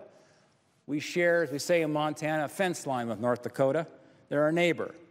Over 20,000 North Dakotans paid the poverty tax. North Dakotans paid $4.6 million. 40% of them make less than $25,000 a year. Missouri, 143,000 Missourians pay the poverty tax. Nearly 48% of those Missourians make less than $25,000 a year. Wisconsin, 115,000 paid the poverty tax. 45% make less than $25,000. I've got a lot of other states, and I would urge my colleagues to take a look at their respective state and ask, can you look in the mirror and say, we should be charging this poverty tax on those that make less than $25,000 a year. Mr. President, I yield back my time. President. Senator from Washington. Thank you, Madam President. I come to the floor. I know my colleague from Indiana, Senator Donnelly, is going to be down here to talk a little bit about his amendment, and I want to support him in that, along with the senator from Pennsylvania, Senator Casey, because we're here to say we need to stop this war on Medicaid. Throughout this health care process, it's very clear there are many on the other side of the aisle that just want to cut or gut Medicaid. What we're saying is, if you're serious about protecting Medicaid and stopping the war on Medicaid, then you should support the Donnelly-Cantwell-Casey amendment, which would recommit to the Finance Committee with instructions to strike or reduce or eliminate the language about Medicaid. It would prevent or discourage a state and make sure that they are not prohibited from expanding a Medicaid program, and it would say don't cost shifts to the states. With this motion, we're saying to our Republican colleagues, we don't want to cut people off of Medicaid. We want the committee to do exactly what the Republican governors are saying, which is quit beating up on Medicaid and focus instead on fixing the individual market. The individual market is 7%. What we've found with the expansion of Medicaid that has been done by both Democrat and Republican governors is great success. I hope my Republican colleagues will heed the warnings of our nation's Republican governors and Democratic governors. In June, they sent a letter to Senate leaders from 7 bipartisan governors. The letter from places like Ohio, Montana, Nevada, Louisiana, Colorado, Massachusetts, and Pennsylvania shows the diversity both of our nation and political parties in saying, quote, we believe that first and foremost, Congress should focus on improving our nation's private health care insurance system, end quote. And then they say, quote, Medicaid provisions included in this bill that has been proposed by the House are particularly problematic Instead, we recommend Congress address factors we can all agree on needing fixing, end quote. So the message was clear from these governors, including Republican governors, and I hope that my colleagues will listen to them. The nation governors know because they've had to provide and be a partner on Medicaid for their citizens. They know how it affects their economy, and they know what it does when families in their states get access to health care. They reduce the bankruptcy rate. They help people stay employed. It boosts GDP. All of these things have been the benefit of Medicaid expansion that we've seen in Washington state that cut the uncompensated care cost in half. It also resulted in the creation of new jobs, and a bipartisan study found that the current bill we're debating, the House bill, if passed, state economies would shrink by $93 billion. So pulling the rug out from under Medicaid recipients would hurt jobs and hurts economies in Nevada, Alaska, West Virginia. West Virginia would lose more than 10,000 jobs, more than $1 billion in gross state product, and more than $1.7 billion in business output. Nevada would lose 3,300 healthcare jobs, and Alaska would lose 2,600.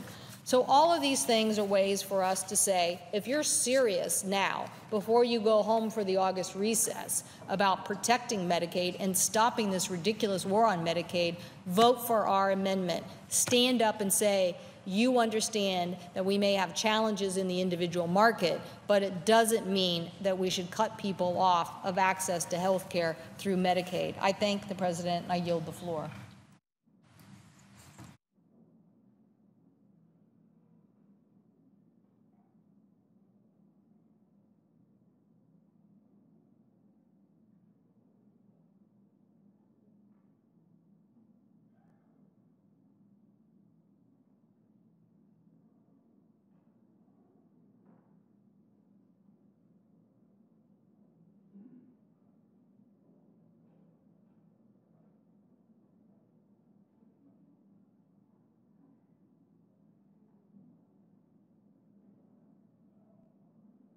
Who yields time? If no one yields time, time will be charged equally to both sides.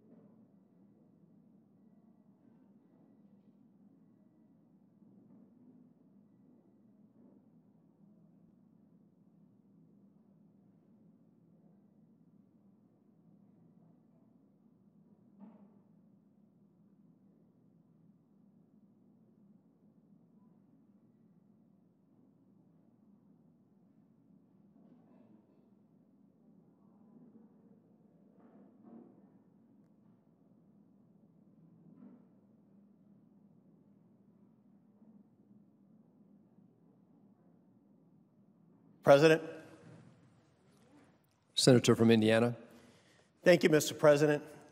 I rise today to offer a motion that would protect Medicaid, the Medicaid expansion, and the Healthy Indiana Plan, known as HIP 2.0, in my home state of Indiana. I first want to thank my colleagues for their support of this motion.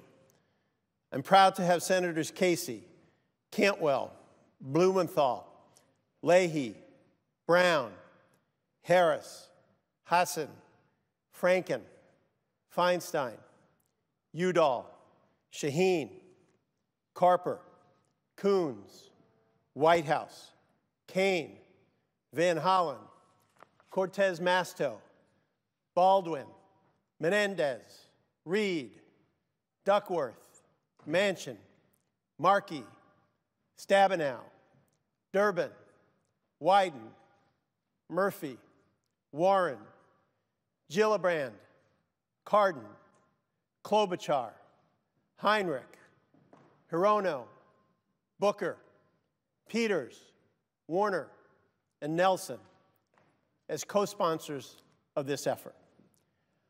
I also want to extend a special thank you to my friend Senator Bob Casey of Pennsylvania. Senator Casey has been a tireless advocate for protecting the Medicaid program and the critical services that it provides, not just to the people of Pennsylvania, but to millions of Americans across our beloved country. Senator Casey has done incredible work to remind all Americans of the important role Medicaid plays in our communities and the millions of children, families, students, and seniors who have coverage through Medicaid. My motion is simple. It would send this bill back to the Finance Committee to get the consideration it never received. And it would require the committee to strike provisions that reduce or eliminate benefits for those currently eligible for Medicaid, prevent states from expanding Medicaid, or shift costs to states to cover that care. In my state of Indiana, we've seen the success of a bipartisan approach to expanding the Medicaid program and helping our fellow citizens access health insurance. I was proud to work with then Indiana Governor, now Vice President, Mike Pence, when he used the Affordable Care Act to establish HIP 2.0. More than 400,000 Hoosiers have been able to access coverage through HIP 2.0, many for the first time in their lives. HIP 2.0 has helped reduce the uninsured rate in Indiana by 30%. Our Vice President called HIP 2.0, that's the Medicaid expansion in Indiana, a national model. Then Governor Pence is hardly the only Republican governor to praise the Medicaid expansion as a way to cover more of our citizens. Governor Sandoval of Nevada said just yesterday that he will continue to do all I can to protect the thousands of Nevadans whose lives are healthier and happier as a result of the expansion of Medicaid. Governor Kasich of Ohio has offered similar sentiments as he has fought to protect the Medicaid coverage for his state. And nationwide, 31 states in Washington, D.C., expanded coverage to more than 14 million Americans, many of whom have health insurance for the first time in their lives. All of that progress is at risk with the current bill. Many of our states, including Indiana, have been devastated by the opioid abuse and heroin use epidemics. This public health crisis hasn't been confined to simply one neighborhood or one economic bracket. It's been felt in communities across my state, all communities, and across our country. Vice President Pence said in his farewell address as governor that with HIP 2.0, we've made great strides expanding treatment for those who struggle in the grip of drug addiction. I agree with the Vice President. HIP 2.0 and the Medicaid expansion has made treatment and recovery services more accessible for thousands of Americans struggling with addiction as they work to get back on their feet. I don't think there's a single member of this entire body, the United States Senate, who hasn't heard from the relative of someone who's battling addiction or from someone who's lost a loved one due to this epidemic.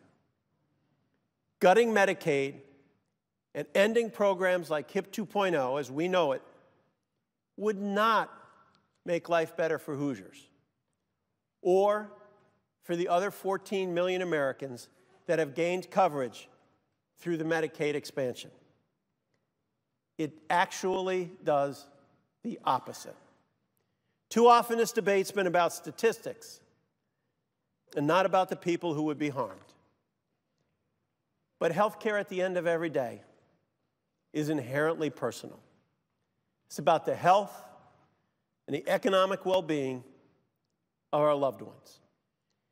It's about not having to go to the ER just to visit a doctor.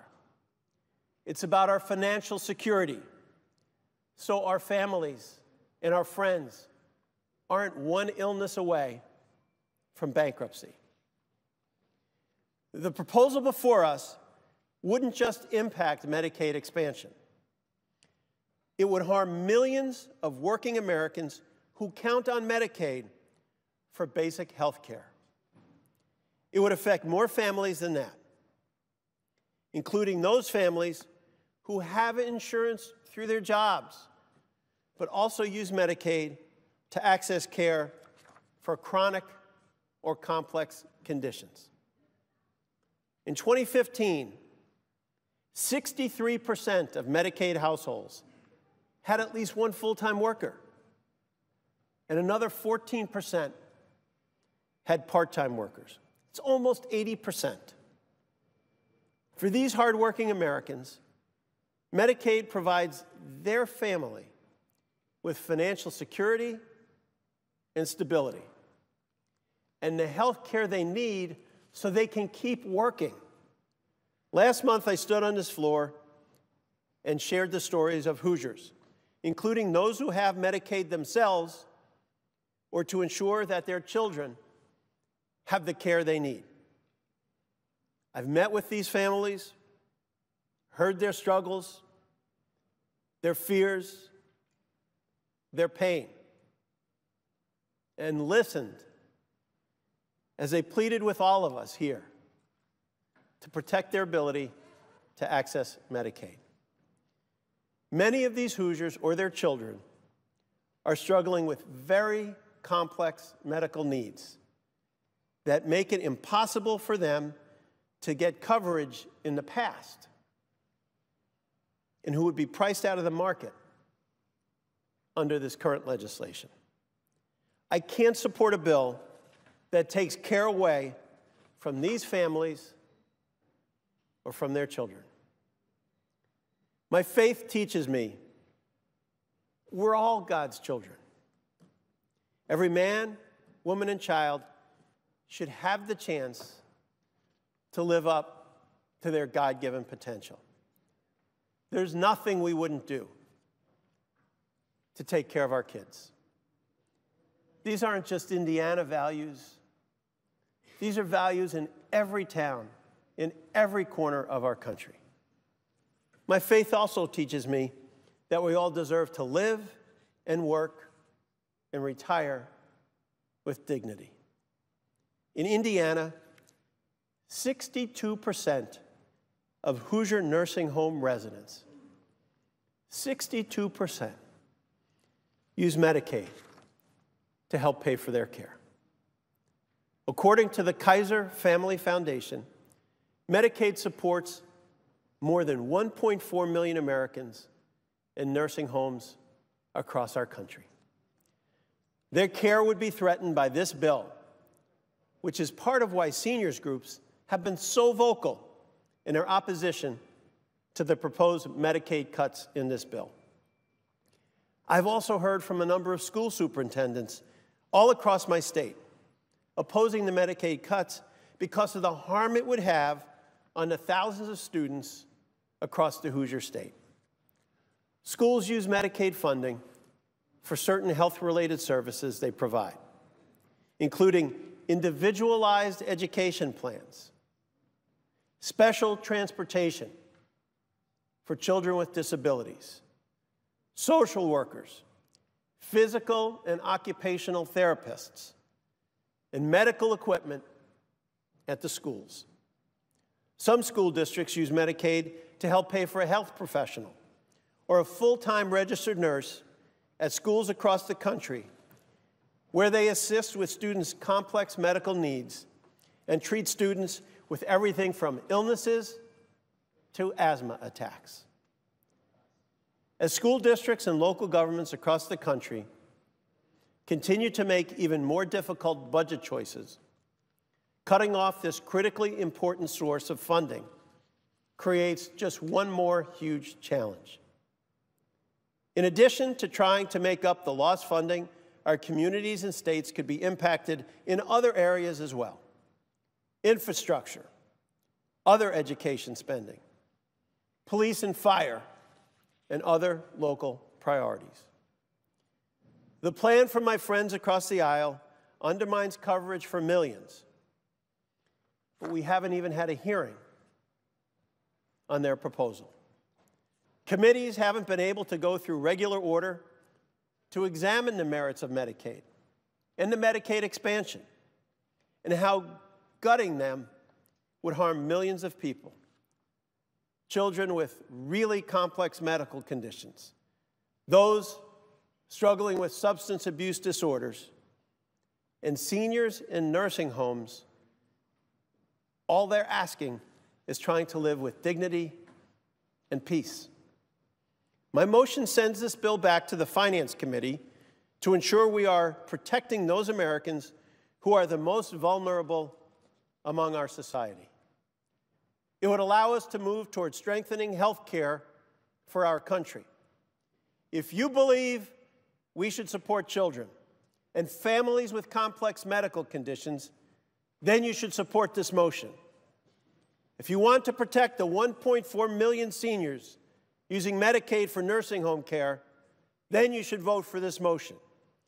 And if you want to continue the progress we've made fighting the opioid abuse and heroin use epidemics, then I ask for your vote in this effort. I firmly believe we can improve health care and build upon the gains we have made if we work together, not as Democrats or as Republicans, but as U.S. senators and Americans in a bipartisan manner. This is not a political game. The consequences are as serious as it gets, and the American people are counting on us. I urge my colleagues to support this motion. Thank you, Mr. President.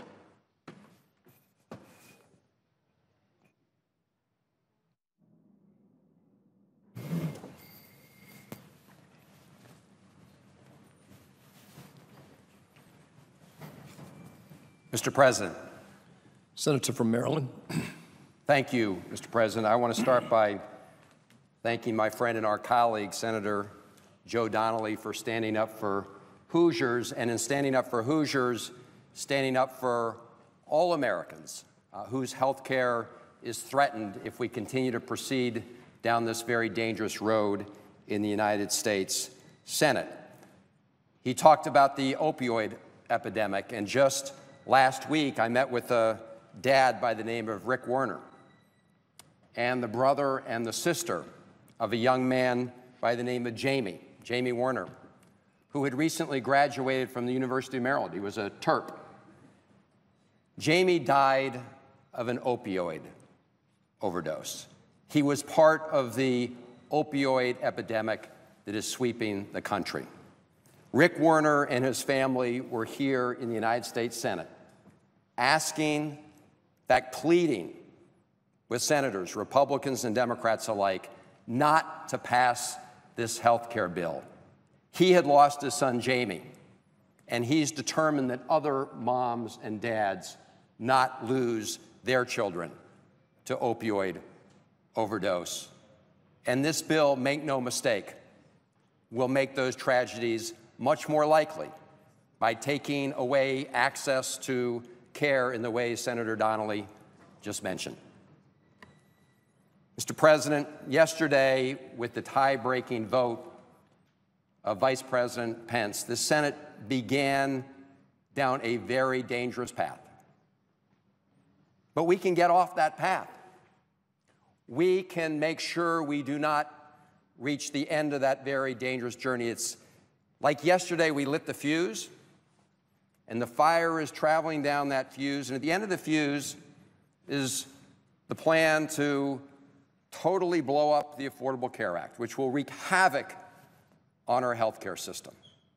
And that's why we have to put out the fire on that fuse right here in the United States Senate. And we have the power to do that. We have the power to prevent the chaos and harm that will be created in our healthcare system if we continue down this path.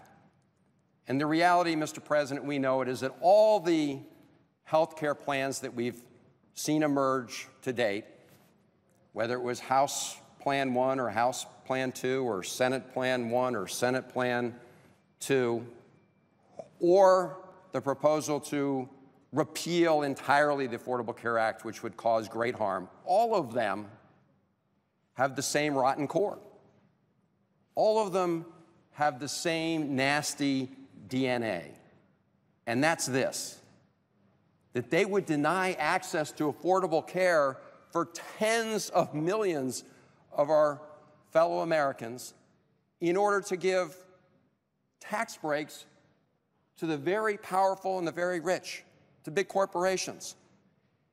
In fact, the proposal we're probably voting on very soon, which is entirely repealing the Affordable Care Act with no replacement, will, according to the nonpartisan Congressional Budget Office, these are the referees, these are the nonpartisan referees who look at these proposals and tell the American people what the impact will be. The nonpartisan Congressional Budget Office has told the American people that the vote we're about to take will result in 32 million fewer of our fellow Americans having access to affordable care than today. They also tell us that we will double the health insurance premiums compared to today. And for what? And for what?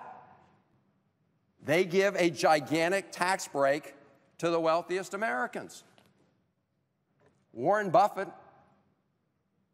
a name most Americans know, said about a month ago, for goodness sakes, I don't need a $670,000 a year tax cut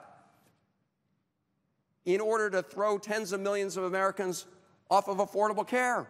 Don't do that. I don't need it. Make no mistake, this has never been about health care. It's been about wealth care. And I want people to think about this. If this were really about health care, why is it that all of the folks involved in providing health care to the American people are against it? The nurses, the doctors, the hospitals. People will hear a lot of facts and figures from senators here on the floor of the House. Some people may dismiss those numbers, but why don't we ask the people whose daily business is to take care of the American people? And what the doctors say is that all of these Republican plans violate their Hippocratic Oath. What's the Hippocratic Oath? It's the oath that every doctor in the country takes, and the first principle is, first, do no harm. Doctors, nurses, hospitals, they all want to make people better. They all want to cure us. They all want to improve our health situation, but their number one rule is don't make things worse. And all these bills make things much worse. That's what the numbers show us, and that's what the doctors, nurses, hospitals show us. I'd say it's much worse to have 32 million fewer Americans have access to affordable care. What about our colleagues? Don't they think that's worse? I think it's worse when you double health insurance premiums and raise the costs of health care to Americans. That sounds like it's worse to me, not better. And it's not just all the folks who provide health care. Why don't we ask all of the patient advocacy groups across America about this so-called health care bill? What do they say? The American Cancer Society, bad bill. don't pass it. We'll create harm. We'll be a setback in our fight against cancer. American Diabetes Association, same thing. Bad news for patients with diabetes. American Heart Association, they tell us this will be bad, harmful to people with heart disease. Alzheimer's Association. You can go down the list. Every single patient advocacy group in America that's taken a position on this bill says it's a bad bill, says it's dangerous to our health, says it will do harm. So I don't know how our Republican colleagues can continue to bring Senate Bill 1, Senate Bill 2, Senate Bill 3, you name it, before this House and call it a health care bill when all the people who provide health care to our constituents say it's harmful to their health, and when every patient advocacy group that's weighed in says it's bad for their health. How is that a health care bill? It is good for one group of Americans, those who will get a windfall tax break, but many of them, like Warren Buffett, are also saying, hey, I don't want this. Now, there's some very big corporations that are wanting their tax breaks, and yes, as corporations, they're going to get this windfall benefit at the expense of everybody else in America and the expense of our healthcare system. So let's not go down this path. And the way to avoid going down this path is to vote down all of these amendments and make sure that we don't put this bill into the House of Representatives where they've already passed a bill that's harmful to Americans' health. In fact, I think people remember that President Trump had this big celebration in the Rose Garden at the White House after the House passed that bill. They were slapping each other on the backs before the cameras. But behind closed doors, what did President Trump have to say about the House bill? Behind closed doors, he called it a mean bill. And it is a mean bill. And these Senate bills, when it comes to cuts in Medicaid that our colleague Senator Donnelly was talking about, is even meaner than the House bill. Deeper long-term cuts. Not according to me, according to the nonpartisan Congressional Budget Office. Those cuts get translated into stories of people like Rick Warner, the dad I talked about at the beginning of my comments, who lost his son, Jamie. Those numbers get translated into harm to people throughout this country who've been crying out. We heard some of them in the gallery just yesterday. What'd they say? Kill the bill, don't kill us. Because the reality is that when you deny access to affordable care to millions of Americans, you are putting their lives at risk. And when you raise premiums and costs, you're putting people's livelihoods at risk. So, Mr. President, let's not go down this path.